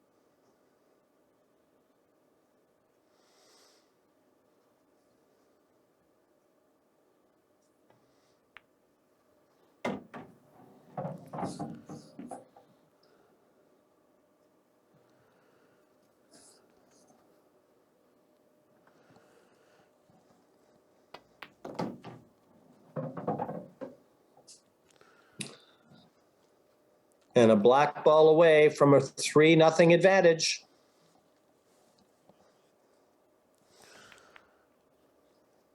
Frame. Great start this from Andrew Hughes, capitalizing on every mistake, a half mistake. And just the sort of match and start that he was looking for against a very worthy opponent. 3-0 assures himself of no worse than a draw, but he'll be looking for a lot more than that. Yeah, he needs it, especially after that 4-0 loss in the first frame. He needs a 4-0 in this one, really. Yeah, that gets him back to where he's really the man to kind of back up Morgan getting out of the group. He'd certainly be ahead of Craig and ahead of Rob. Leading 3-0. Time running. Yeah, well, what it'll also mean is that Rob or Craig won't be able to catch Morgan, and they've played 2 matches, and they'll be 3 points behind him if Rob does end up losing this match.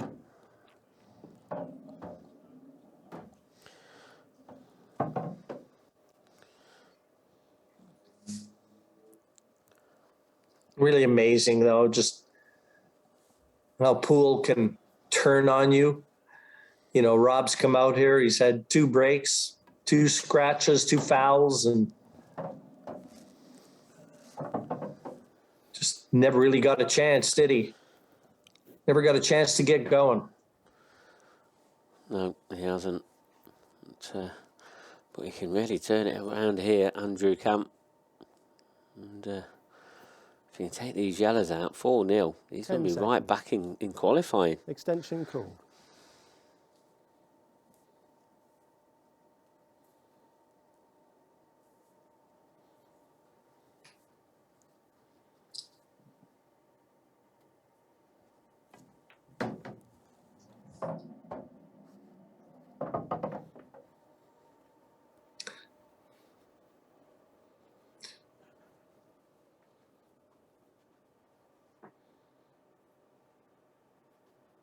Yeah, it's looking very ominous right now for Rob Duncan.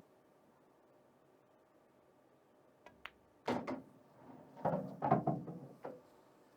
to be honest with you, Mark. I'm looking for a problem, and I don't see any. Oh, I don't either. Not now. And, he doesn't really have to do a lot with his cue ball. This is going to be his big shot now. The one in the left centre. He needs to find the gap. And he really does. And he might not even push out the boat to go to the bottom gap. He could be able to play the gap in between the black and the yellow. Key shot. 10 seconds. And you can tell he's feeling it. He just wants to settle himself a little.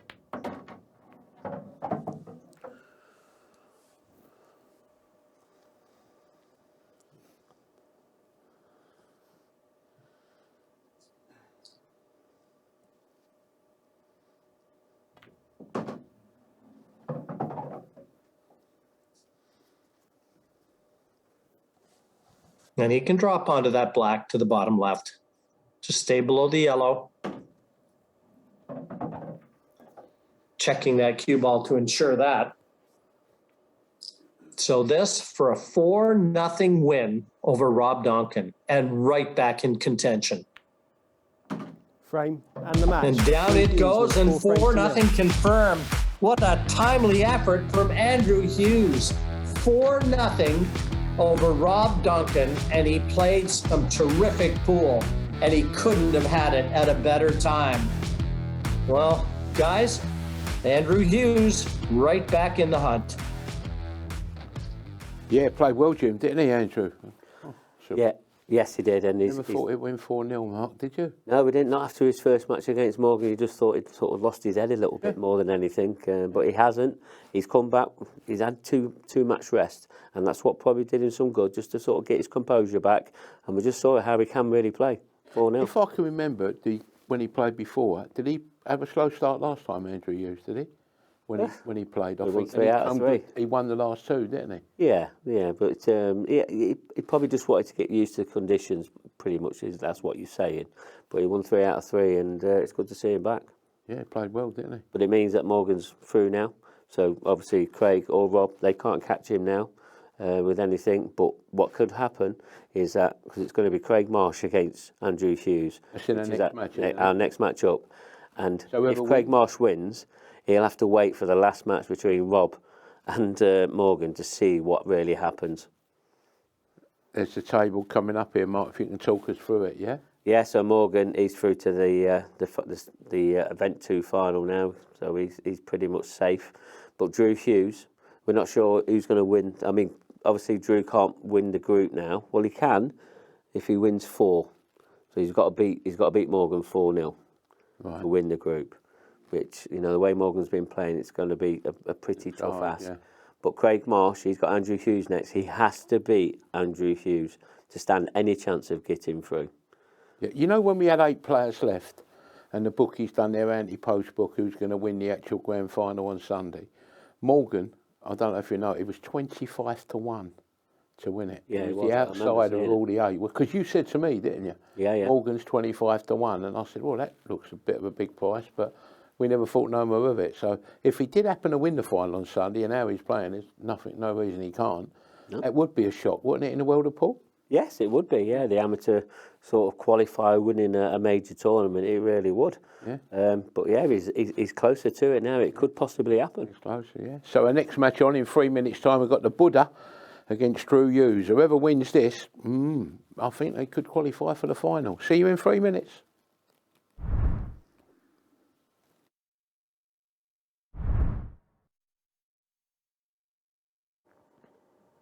Champions Cup, semi-final Group B, match 5, best of 6 frames. First frame, Craig Marsh to break. Time running. A massive match in prospect right now Foul. for both players. And cue ball off one angle and straight into the side One free pocket. shot. The One break visit. and Time Craig Marsh have been miles apart. For Andrew Hughes, though, a chance, an early chance. Have you ever seen an event where the break has been disastrous the way it's been for Marsh here? Well, not really. And, Rob Duncan, we've not seen him break too well tonight either. But these boys, Andrew Hughes, these are the chances he's been getting.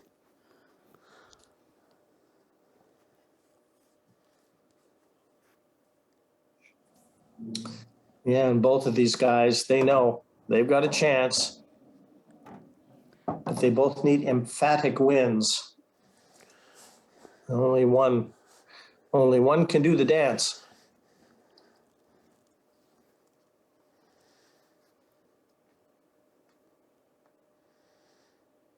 I don't think there'd be any doubt, though, that Craig would tell you that the break just killed him almost from the start. He never did break nearly as well as what he's capable. And you just need that little bit of running with it. But I think it's also fair to say, and you pointed this out, very accurately as well, Mark, that he's just a man that's struggling a bit with his game, isn't he? Very inconsistent. Yeah, he is, and I'm sure sooner or later he's going to work it out, and it's just all going to trigger, and he'll be back, and it won't take him long to find out what's wrong, find out what's affecting it, and I'm sure we'll see the best of him pretty soon. And the World Championships is around the corner. Is it going to be there where he's going to pick up the title? Foul. One free shot, one visit. Time running. Wow. A mistake, losing the cue ball. and failing to contact the red. And that brings Craig Marsh out of his chair somewhat unexpectedly, but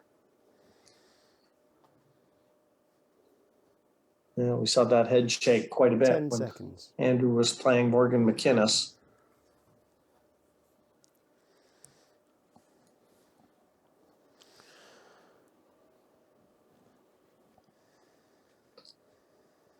It'll do Craig the world of good if you could take the yellows out right here. Yeah, it will. It's just whether how much of these first two matches has affected Craig, because he's had sort of chances. He really has. It would go a long way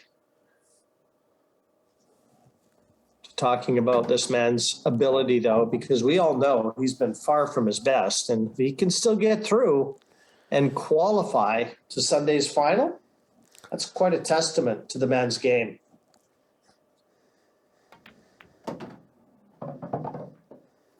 A very one-sided win here would put him in prime position to do that.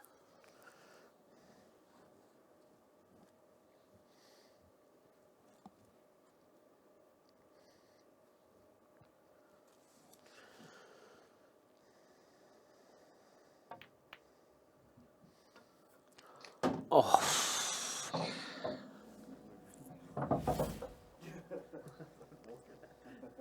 Well, Craig can find some humor in that, but only gravity allowed that one to go down.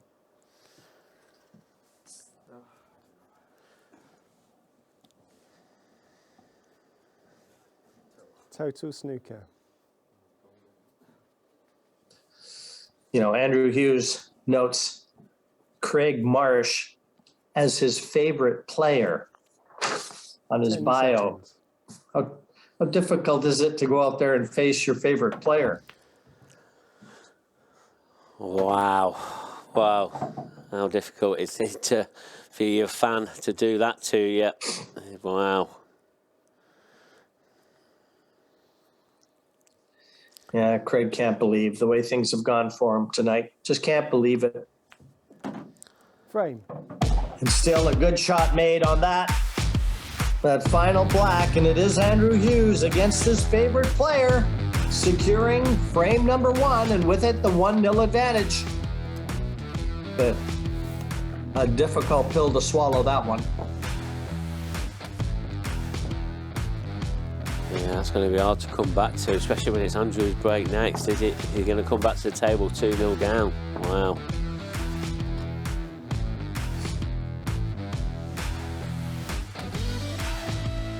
Yeah, this battle of Welshmen, I'm quite sure good friends off the table as well, Mark. So, never easy, is it? No, it's not. Frame Definitely two. not. Not when they're Hughes to both from break. the same country. Leading one frame It's to very nil. hard playing against your fellow Time ones. But Andrew, he'll be feeling quite fortunate there. Still be 1-0 ahead. What a good break this is.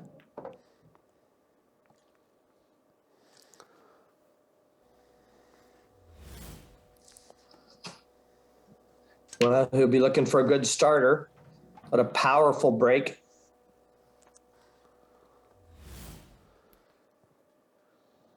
Yeah, one good pot on the red, bottom left-hand corner. He'll be fine here. 10 He really seconds. will.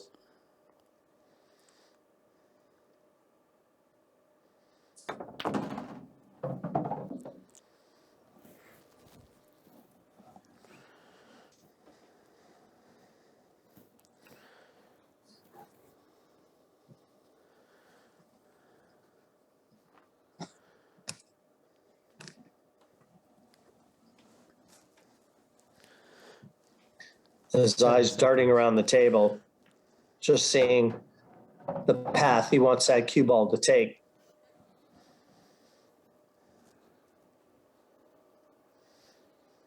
And I think he wanted to get past that red to play it to the center. Still on it.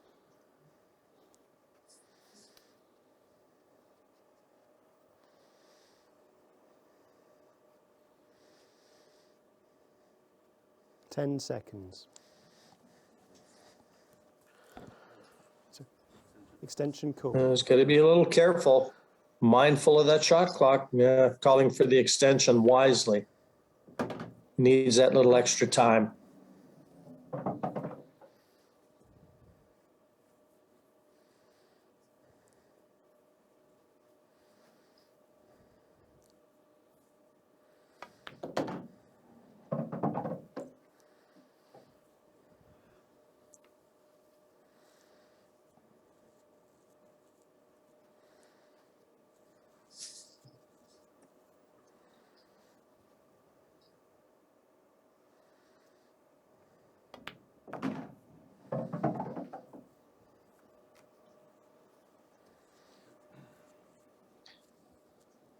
Well, ideally, if he could get cue ball just back from this red out back into the middle of the table, that would be perfect.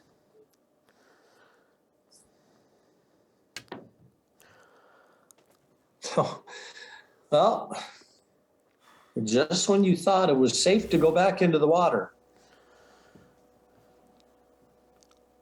Yeah, and these are these twists and turns. A very untimely miscue.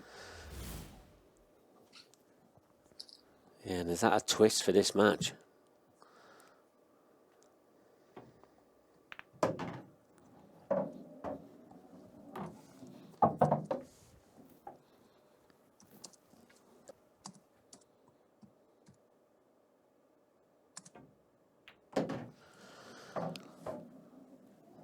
Yeah, so just one good positional shot now, and he's going to be levelling this match up. He's got to come through the gap of the two reds, or well, probably not. He needs to stun it down. It's tricky. Probably screw it back past the black on the left-hand side. This isn't looking good. Yeah, he knows it too. The head down right away. It's just, Craig is fighting it right now. And it's an uphill battle. Timeout. Excuse me, Craig. Total snooker. Time running. Yeah, these are those days that it's all about survival because it's just not Extension happening. called.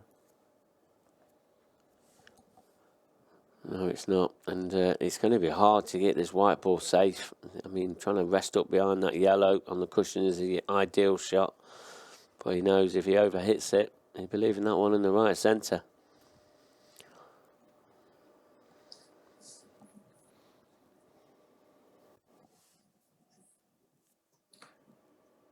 Well, if he could just feather this yellow or knock that one in. How about that? Yeah, and he's coming up with a magic in here with some of these shots that's off cushions. But he should never have been in that position, and he'll be disappointed because he just de-accelerates through the shot. But anyway, he's level. He's got to put it to the back of his mind. Frame. Yeah, that's a great out, though. Great finish. He kind of returned the favor from the last frame. Andrew Hughes with a very good kick and fluking the red into the side. But that was a great shot, this one, from Craig Marsh. It almost looked like he was aligning himself just to feather that yellow and keep the cue ball behind the black. But nah, he had a different plan of attack. And what a shot that was. Still enjoying it out there, too.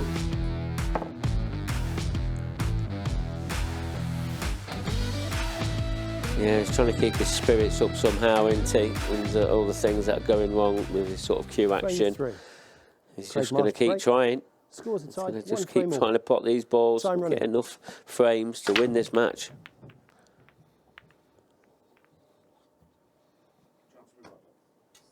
He just can't believe it. He just can't believe it. Can't buy a ball off the break other than the cue ball.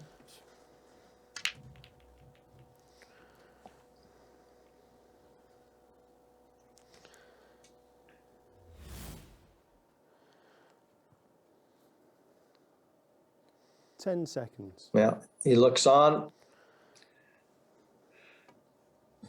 It is definitely a puzzle that he can't solve, but As has been the case a few times, Andrew has let him out of his chair somewhat prematurely.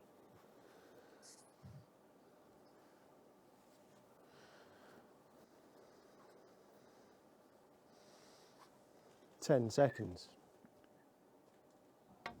You know, you see these top players, especially ones with the experience of these two that are out there and, you know, wiping their brow, just really struggling and fighting with the emotions and everything around it.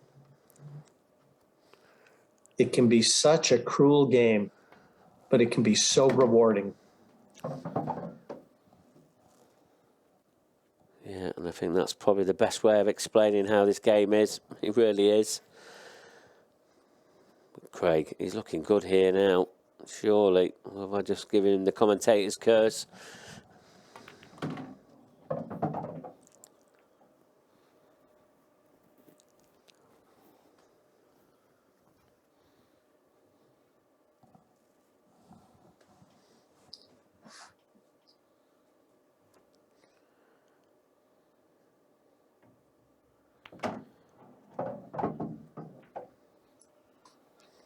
That red must pass the yellows into the top left the way that he played that.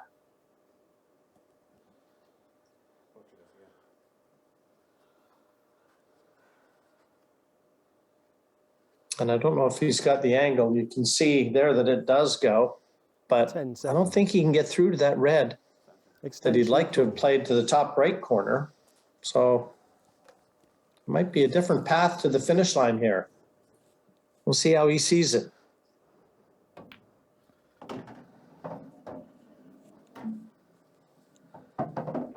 And that's much straighter than he would have liked. But he should still be able to follow through enough to leave that red on. He's going to have plenty of angle.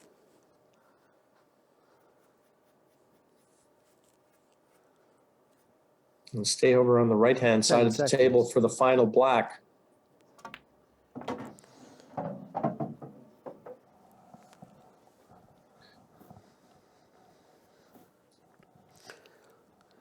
Yeah, I'm just wondering, Jim, if you've got to play this light with a little bit of run inside. This is the sort of cue action he's been struggling with. Foul. Yeah, the nightmare continues. 1 free shot. 1 visit. Time running. Just horrific turn of events. And Craig is in his chair smiling. He was anyway, and I can tell you that that's a smile on the outside only. Unbelievable. Cue ball finding the side pocket on that angle.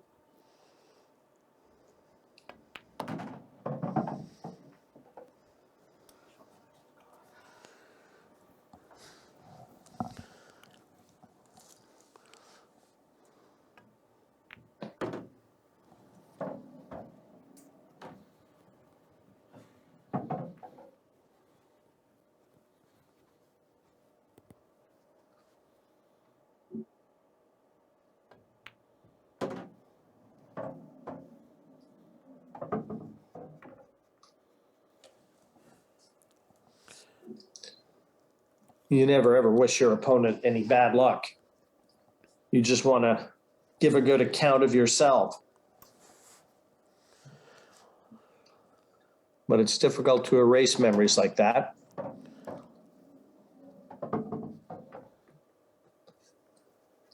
Yeah, and this frame isn't over yet. He's going to have a little bit of work to do. Especially if he finishes straight on that yellow. He's going to have a tough black. He just needs to make sure he leaves himself the right angle. Probably just stun it in. He doesn't have to do a lot with the white ball.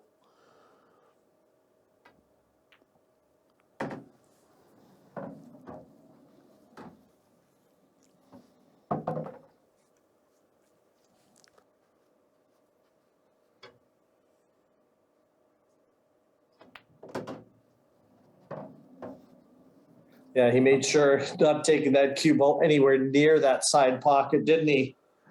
There's no way he was bringing that into the equation. frame. A good finish, though, from Andrew Hughes. 2-1 he leads. A chance to put Craig Marsh out. That's what he's playing for, to stay alive, but a good final black. Just to tie the ribbon on that frame. 2-1 he leads.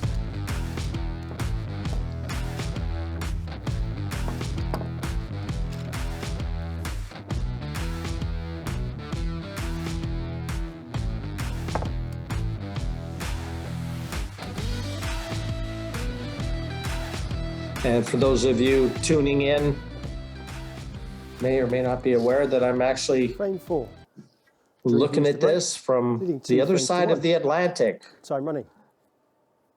So Mark is much closer to the action than I am, but I'm enjoying it every bit as much. And it really is amazing how much more successful Andrew Hughes has been off the break than has Craig Marsh.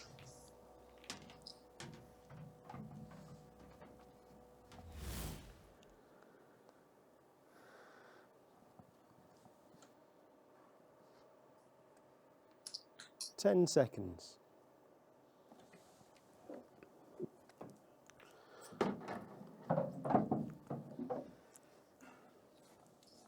Well, good effort. That one wasn't easy. Hampered queuing, and that read only into a very narrow angle into that side. 10 seconds. I mentioned earlier that players vying for an opportunity to join Gareth Hibbett and Ross Fernie on Sunday in the final. You definitely won't want to miss that. The matches last night all ending in a draw, and it was a frame count back, I believe, wasn't it, Mark, that decided the winner and runner-up? Yes, he did. And I mean, seconds. Drew, he only needs a point from this, and he's guaranteed to go through, along with Morgan. Rob Donkin, he can't catch Drew, even with a win in his last match.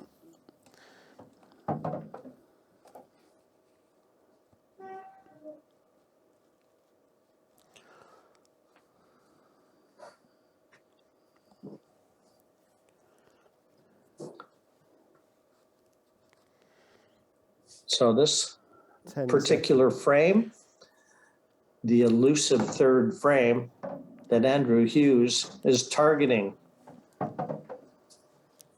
And that cue ball just finding the gap between the yellows. There were anxious moments there, to be sure.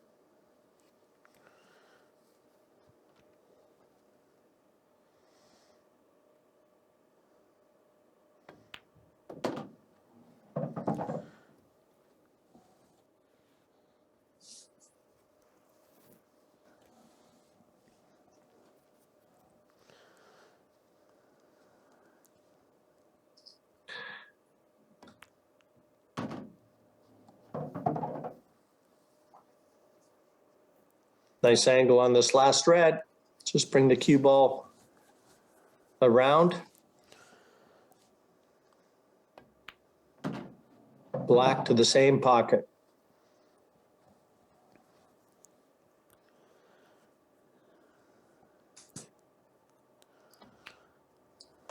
Frame. Now with that black, Andrew Hughes has done enough. He's 3-1 in front this match, no worse than a draw. And a draw will see him through to Sunday's final.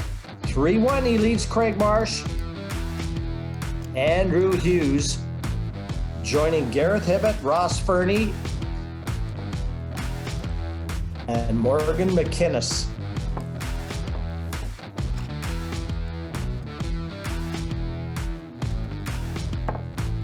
Yeah, so just a little bit about on Andrew Hughes there.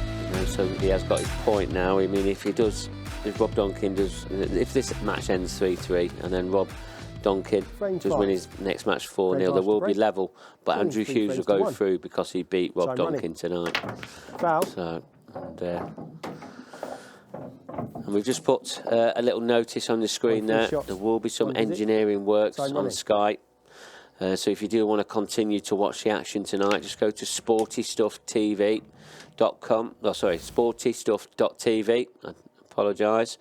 So we're looking at that starting around 12:30, and it could affect all the Sky broadcast. 10 seconds. Well, we hope you've all got that. And I think you saw Craig Marsh just throw his cue at the break there. He's pretty well resigned himself to the fact that his run in the 2022 Champions Cup has come to an abrupt end.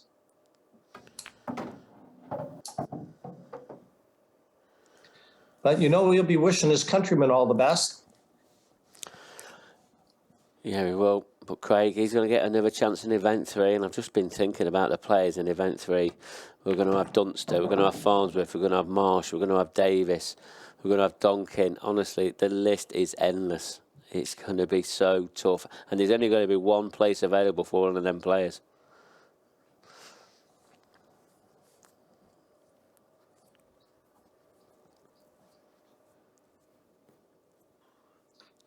Just got to be careful not to foul leaning over the table like that.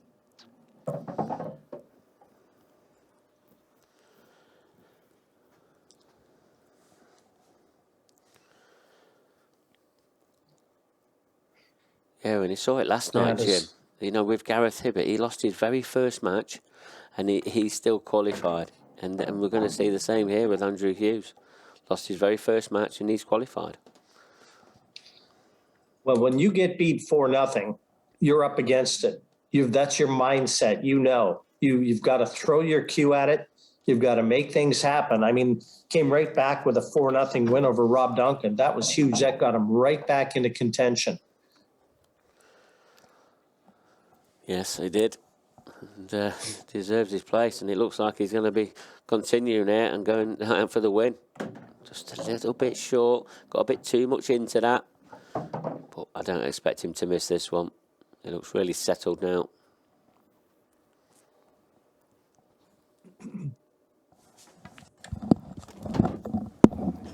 And there you have it. A 4-1 win.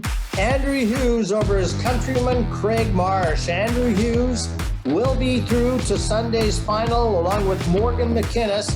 He'll make up the pairing with Gareth Hibbert and Ross Burney, but tremendous effort. You got a feel for Craig Marsh. He just couldn't buy a ball off the break. It wasn't his night. But welcome to the world of professional pool.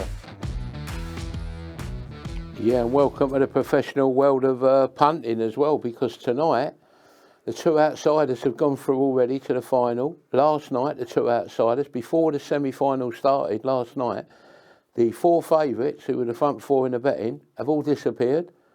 And we've got the outsiders for the four going to make the final. Yeah, and they deserve to be there, don't they? They've done enough to get over the line. And I know we saw that incredible final last night where it was just like 1 or 2 frames in it. But tonight we've just seen, obviously, the outsiders. Morgan's played really well.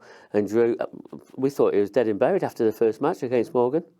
But it's just proved that he could just stick in it and he gets a 4-0 win. And even last night, Mark Farnsworth, Ben Davis, they're both gone, haven't they? Tonight we thought the Buddha, would get through and that, and he never got through. Rob Donkin, he's not through.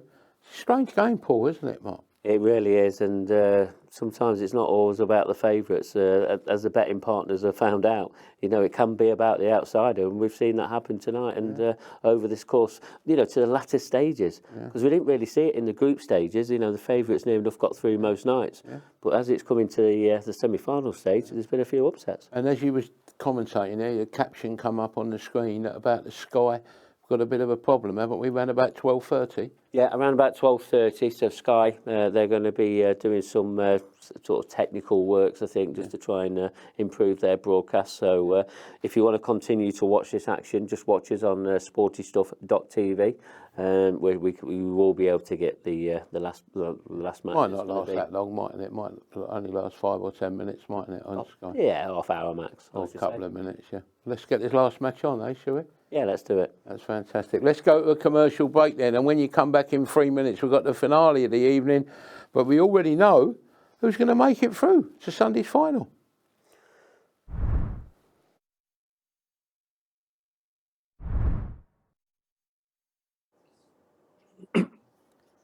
Champions Cup semi-final Group B, final match, best of 6 frames.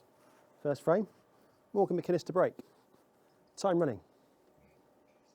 Well, the players shake hands and they've been introduced. Morgan McInnes has to be feeling pretty good about himself right about now. And he won't be terribly bothered by that dry break. He knows his work has been done here tonight. But Rob Duncan, well, he'd like to go out on a good note. But McInnes and Andrew Hughes, they'll be your 2 players coming through and joining Hibbett and Fernie on Sunday for the final. And as Mark was saying in the studio, you're still going to be looking at event 3 with players like Farnsworth, Davies, Marsh.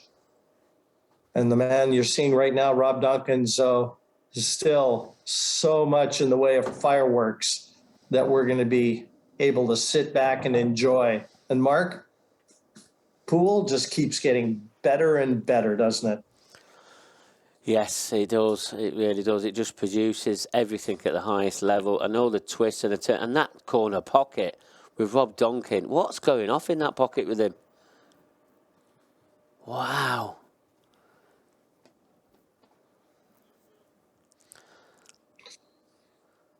Yeah, he can't believe it. Yeah, well, I can't believe it either. It's incredible.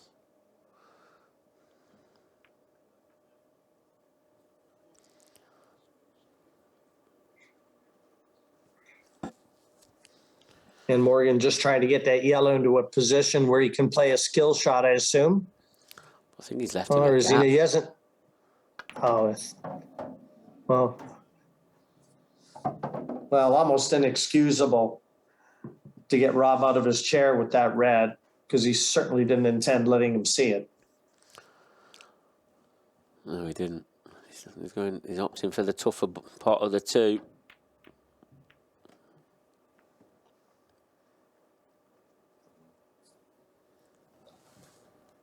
Well, he's covered one of his reds at the bottom right as well with the yellow. So bad on 2 counts, not just the miss.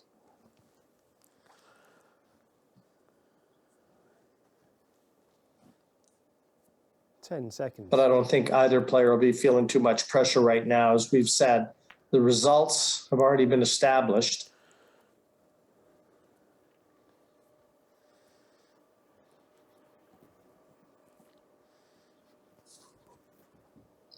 So really, Mark, you're playing for future reference. You never know when you're going to run into your opponent in another tournament. It's always nice to have one up on them.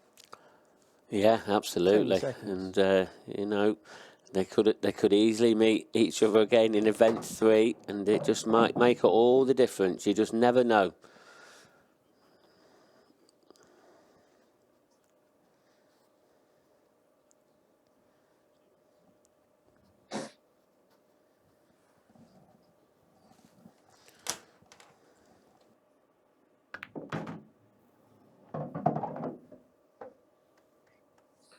Very nice positional shot there. And just looking, he's got the angle to bring the cue ball down. He can play that black into the left side.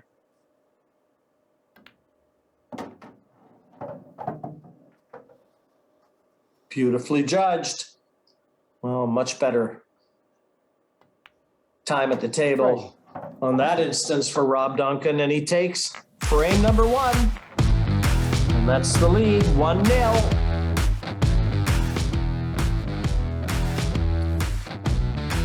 But given kind of a lifeline, really, when he was allowed to see a red that Morgan was trying to cover.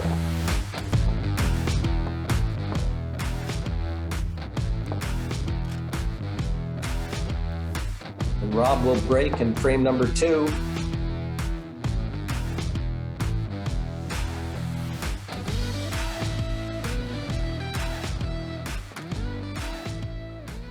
Frame 2. Rob Duncan to break, leading 1 frame to 0. Time running. Do they have team championships as well, Mark? Like England versus Scotland with Wales? Do they have team events like that? Oh, absolutely. Yes, they do. And they are absolutely unbelievably hectic. They're sort of full on. There's a lot of chanting going off, cheering. It's pretty hostile, to be honest. And they're incredible events to go to. They really are. But it's a brutal format. It's one framers. And the pressure is just immense.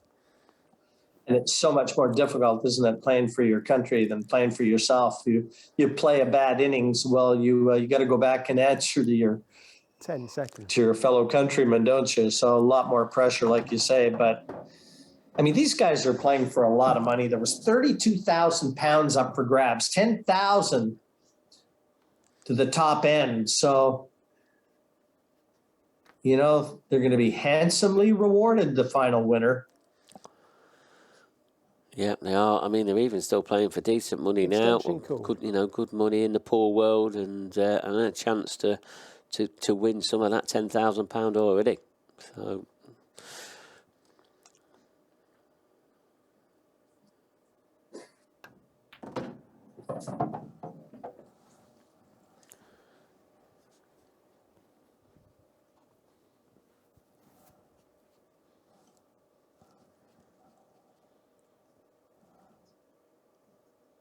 Got that problem red over on the left-hand side.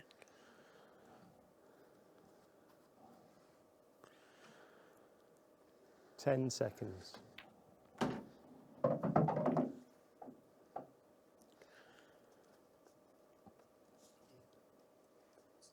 But there is a gap between those two yellows. If you dropped onto it, could play it into the left center.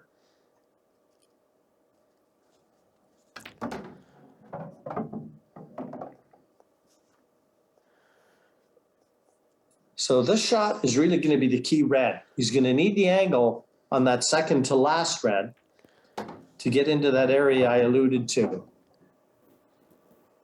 And leaving the cue ball right over the yellow is not going to help his cause. No, it's not. And, well, how does he get on this final ball? Oh, wow, just like that. I didn't think he had that much angle. He must have pinched a bit of pocket there.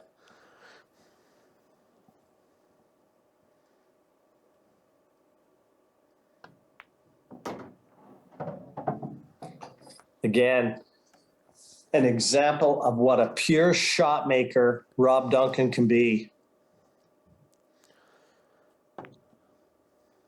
Frame.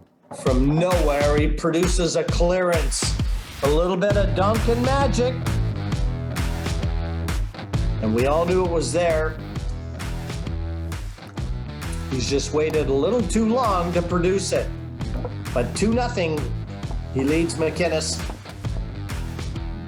But it'll be McInnes with the break in frame number 3. A very good performance, this one from Rob.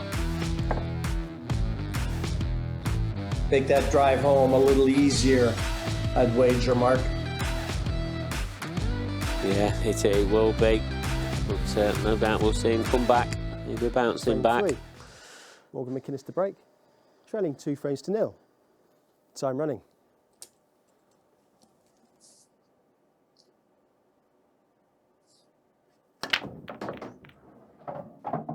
Foul. Cue ball straight into the pocket. 1 free shot. 1 visit. It almost seems like he's taken his foot off the gas pedal, hasn't he? He's done everything he needed to do, and now the mistakes they don't bother him that much. Well, you say that, but that's the first bit of emotion I've seen from Morgan. He really has, and he's sat there in his chair. He wants to win this 10 match. seconds. You can just see it in him. He really does.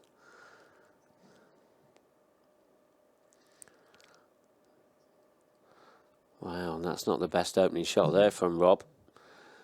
I think he was going to go for yellows in the end, but he's going to have to sort of retrack his mind here and go for these reds.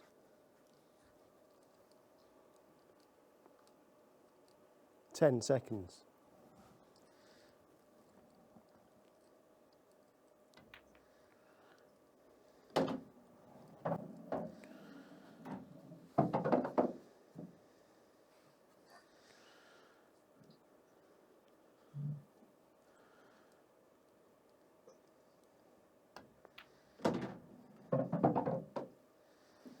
They're in the open.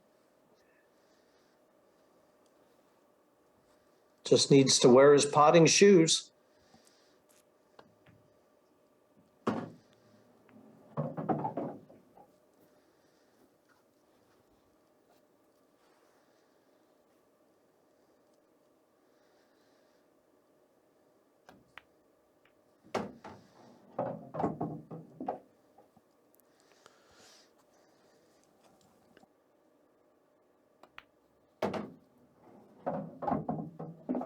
It's amazing that Rob is providing us with a little bit of the form that we all knew that he was capable of. And the early going here today, it eluded him.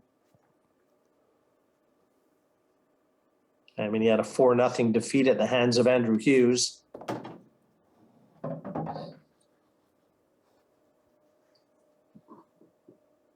But I guess better late than never. Frame. And if nothing else, he's showing us and treating us to a little pool magic. Rob Duncan, 3-0 over Morgan McInnes. Yeah, and I'm just looking, Jim. You know, if Morgan doesn't get a frame, Drew Hughes wins the group because he'll be ahead on frames one. Sorry, not frames one, frames difference. So Morgan needs one frame to secure top spot.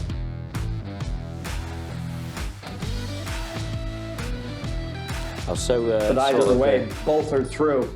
Yeah, both are through, but I Frame so sort of, thought Duncan that to break. Drew was just going to get a Leading draw 3 and all of frames that, forward. and that's all he needed. And I've Time just took my eye off the table and never looked at it. But yeah, that's what can happen.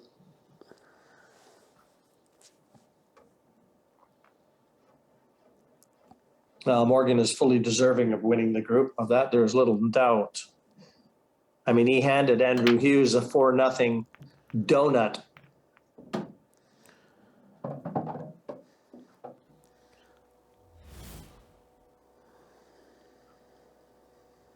Now, watch the break again. Cue ball almost into that side pocket, caught both knuckles, and mercifully for Rob Duncan, stayed on the playing surface. 10 seconds. Extension called.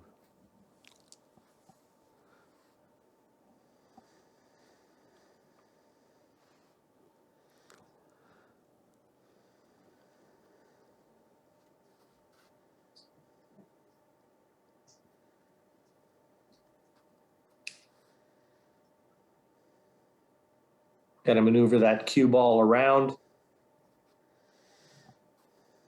If he can drop 10 onto seconds. that yellow, which it's difficult to tell, the one nearest the left side pocket. You'd like to be able to drop onto that other yellow to at least be able to move it, or could he play this yellow and play that in off into the side pocket, which I think that's on as well. Yeah, I think I'm with you, Jim. I'd probably played it off that yellow into the side pocket because he wouldn't have to play it with a lot of pace, and that yellow pretty much stayed near that middle pocket, and that's what he's playing now. Whether he's only just seen that or what, I'm not sure. Because playing this now, he's not guaranteed to be on the yellow.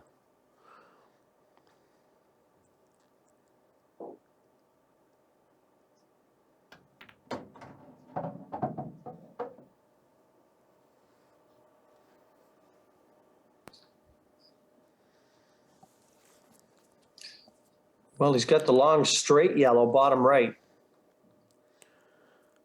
He's going to need a good shot, though, to get position to another.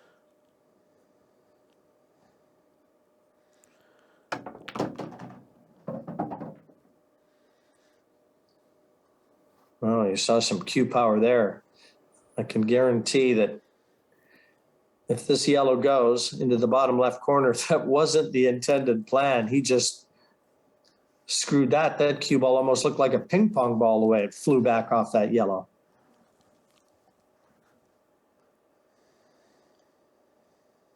Ten seconds. Foul. 1 free shot, 1 visit. Not too sure. I guess he was trying to make that yellow off the red mark, but either way, this is the chance now for Morgan to secure a frame and with it, win the Time group. running. You really can't see him failing from here. No, these are the chances he's been taking out all night. He really has. And I agree with his shot, his free shot. Just 10 potting this yellow in the bottom right-hand corner. And look where that other yellow is. It's pretty much unpottable position.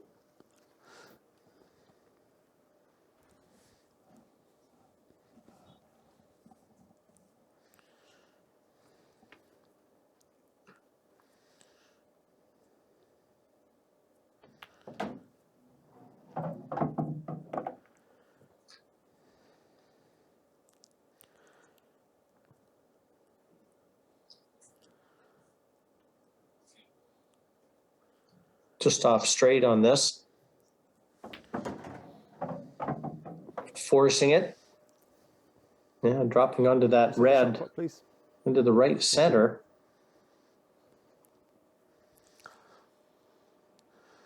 Yeah, and this just makes his clearance a lot easier. Now that one's out the way.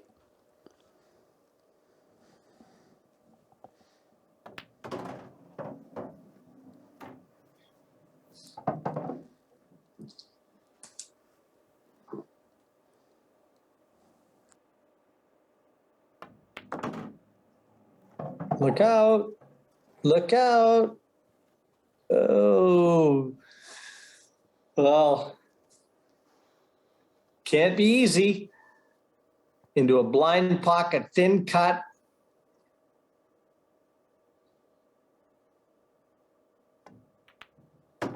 Frame. And great shot from Morgan McInnes. And with that frame win, he does secure the group title. It's still 3-1 in this one to Rob Duncan, but Morgan McInnes has done enough, wins the group. Both he and Andrew Hughes, as we've noted, are going through, but the young Scot wins the group. And you just get the feeling, well, he's talking now to Rob Duncan. You knew it. He knew it. And you got to tip your cap. Proud young man, and rightfully so. Yeah, so all the betting partners are going to have to pay out for if anybody's had a bet on Frame Morgan 5. Morgan McInnes winning to the break. group tonight. Trailing 3 He was a frames to huge 1. outsider as well. Time running. But definitely worth his money, he has been tonight. He can just relax now.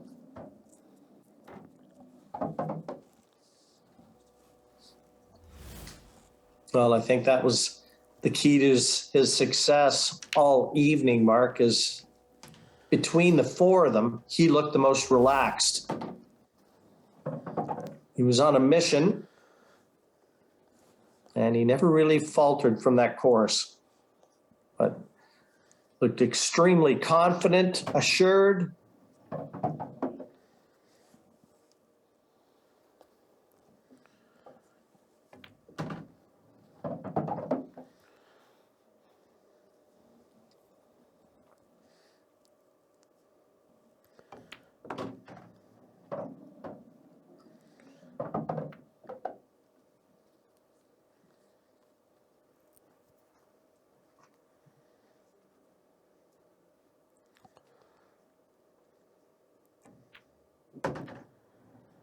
And position from the last red to the black. Reset the shot clock, please. Yeah, I think he'll just sort of leave him a bit of a long range black here. You don't want to try and get too close to it. Anywhere, middle part of the table, I think he'd be happy with that. I don't think he's got too much angle here to get close.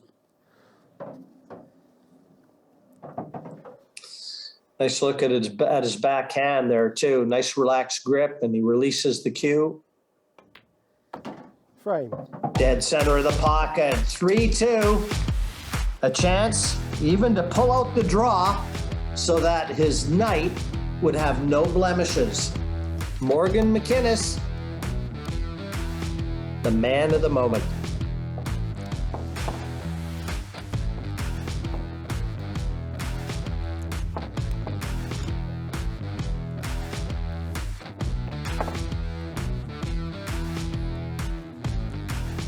Well, we'll see if Rob and put together a good break Final frame. Rob Donkin to break. and bring Morgan out of his chair 3-2. Time for running. nothing more than the handshake.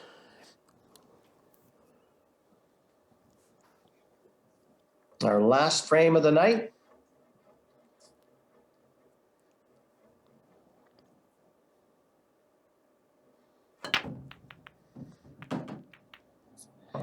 And what a night of pool it's been. The birth of a young star.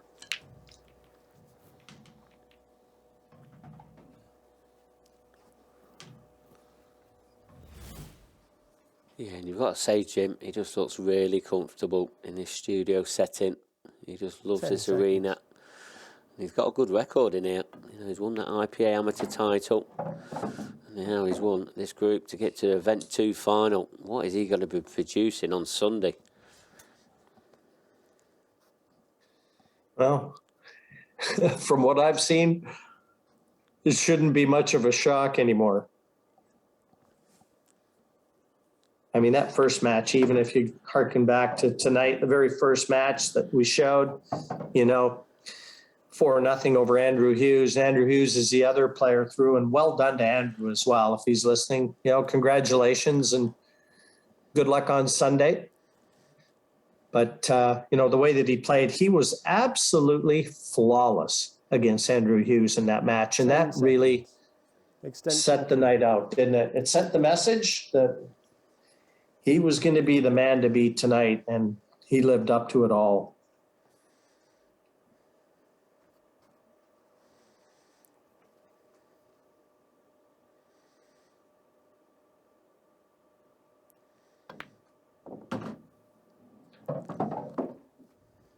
No, I don't think he's got there.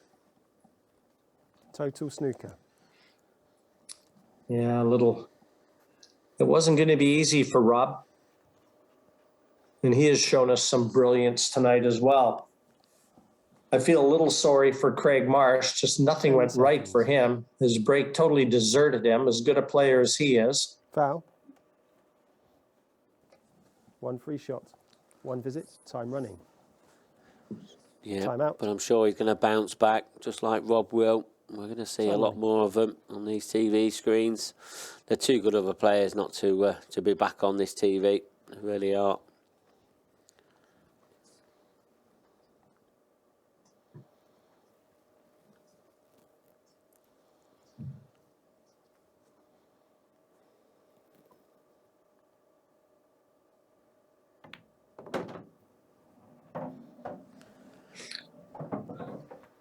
Well, it's going to be a Sunday to relish.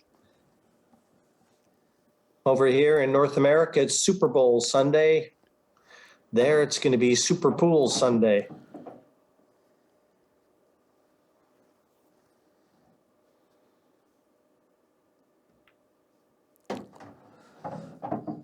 Yeah, it's going to be very interesting to see who is going to be, you know, sort of getting a place alongside Corey Reese. He's already got his place in that grand final on March the 20th.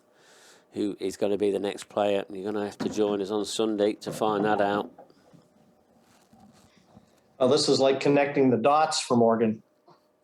This is a roadmap. It's been fun watching. The cue ball's hardly moved.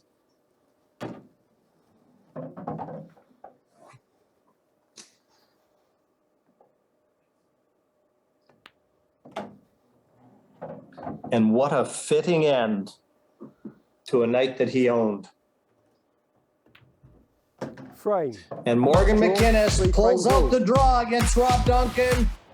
The two shake hands, and a terrific performance by both him and Andrew Hughes. They will go through to make up Sunday's final. Again, Gareth Hibbett and Ross Fernie will be joining them, but what a super Sunday that's going to be. Guys, all done and dusted here, but Sunday to look forward to.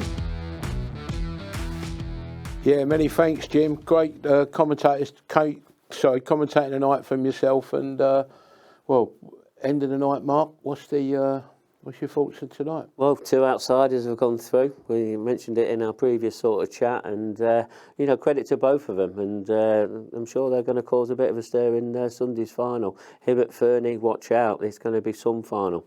Yeah, it's been a good final. It's been good semi-final tonight, hasn't it? I know you got a couple of messages you want to say as well to one of our players, their wives, aren't you?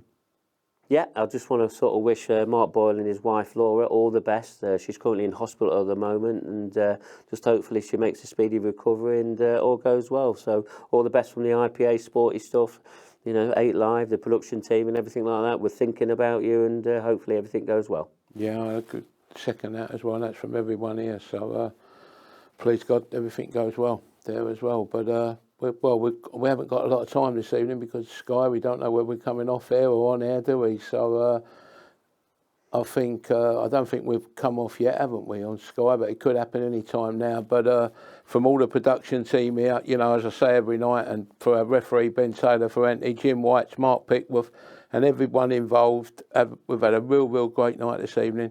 And don't forget Sunday's grand final night Sunday. I can't wait. Can you, Mark? No, we'll be back Sunday, and it's going to be one not to be missed. Who's going to be joining Corey Reese? Which one of them 4 players? We'll see you on Sunday. Good night. God bless you.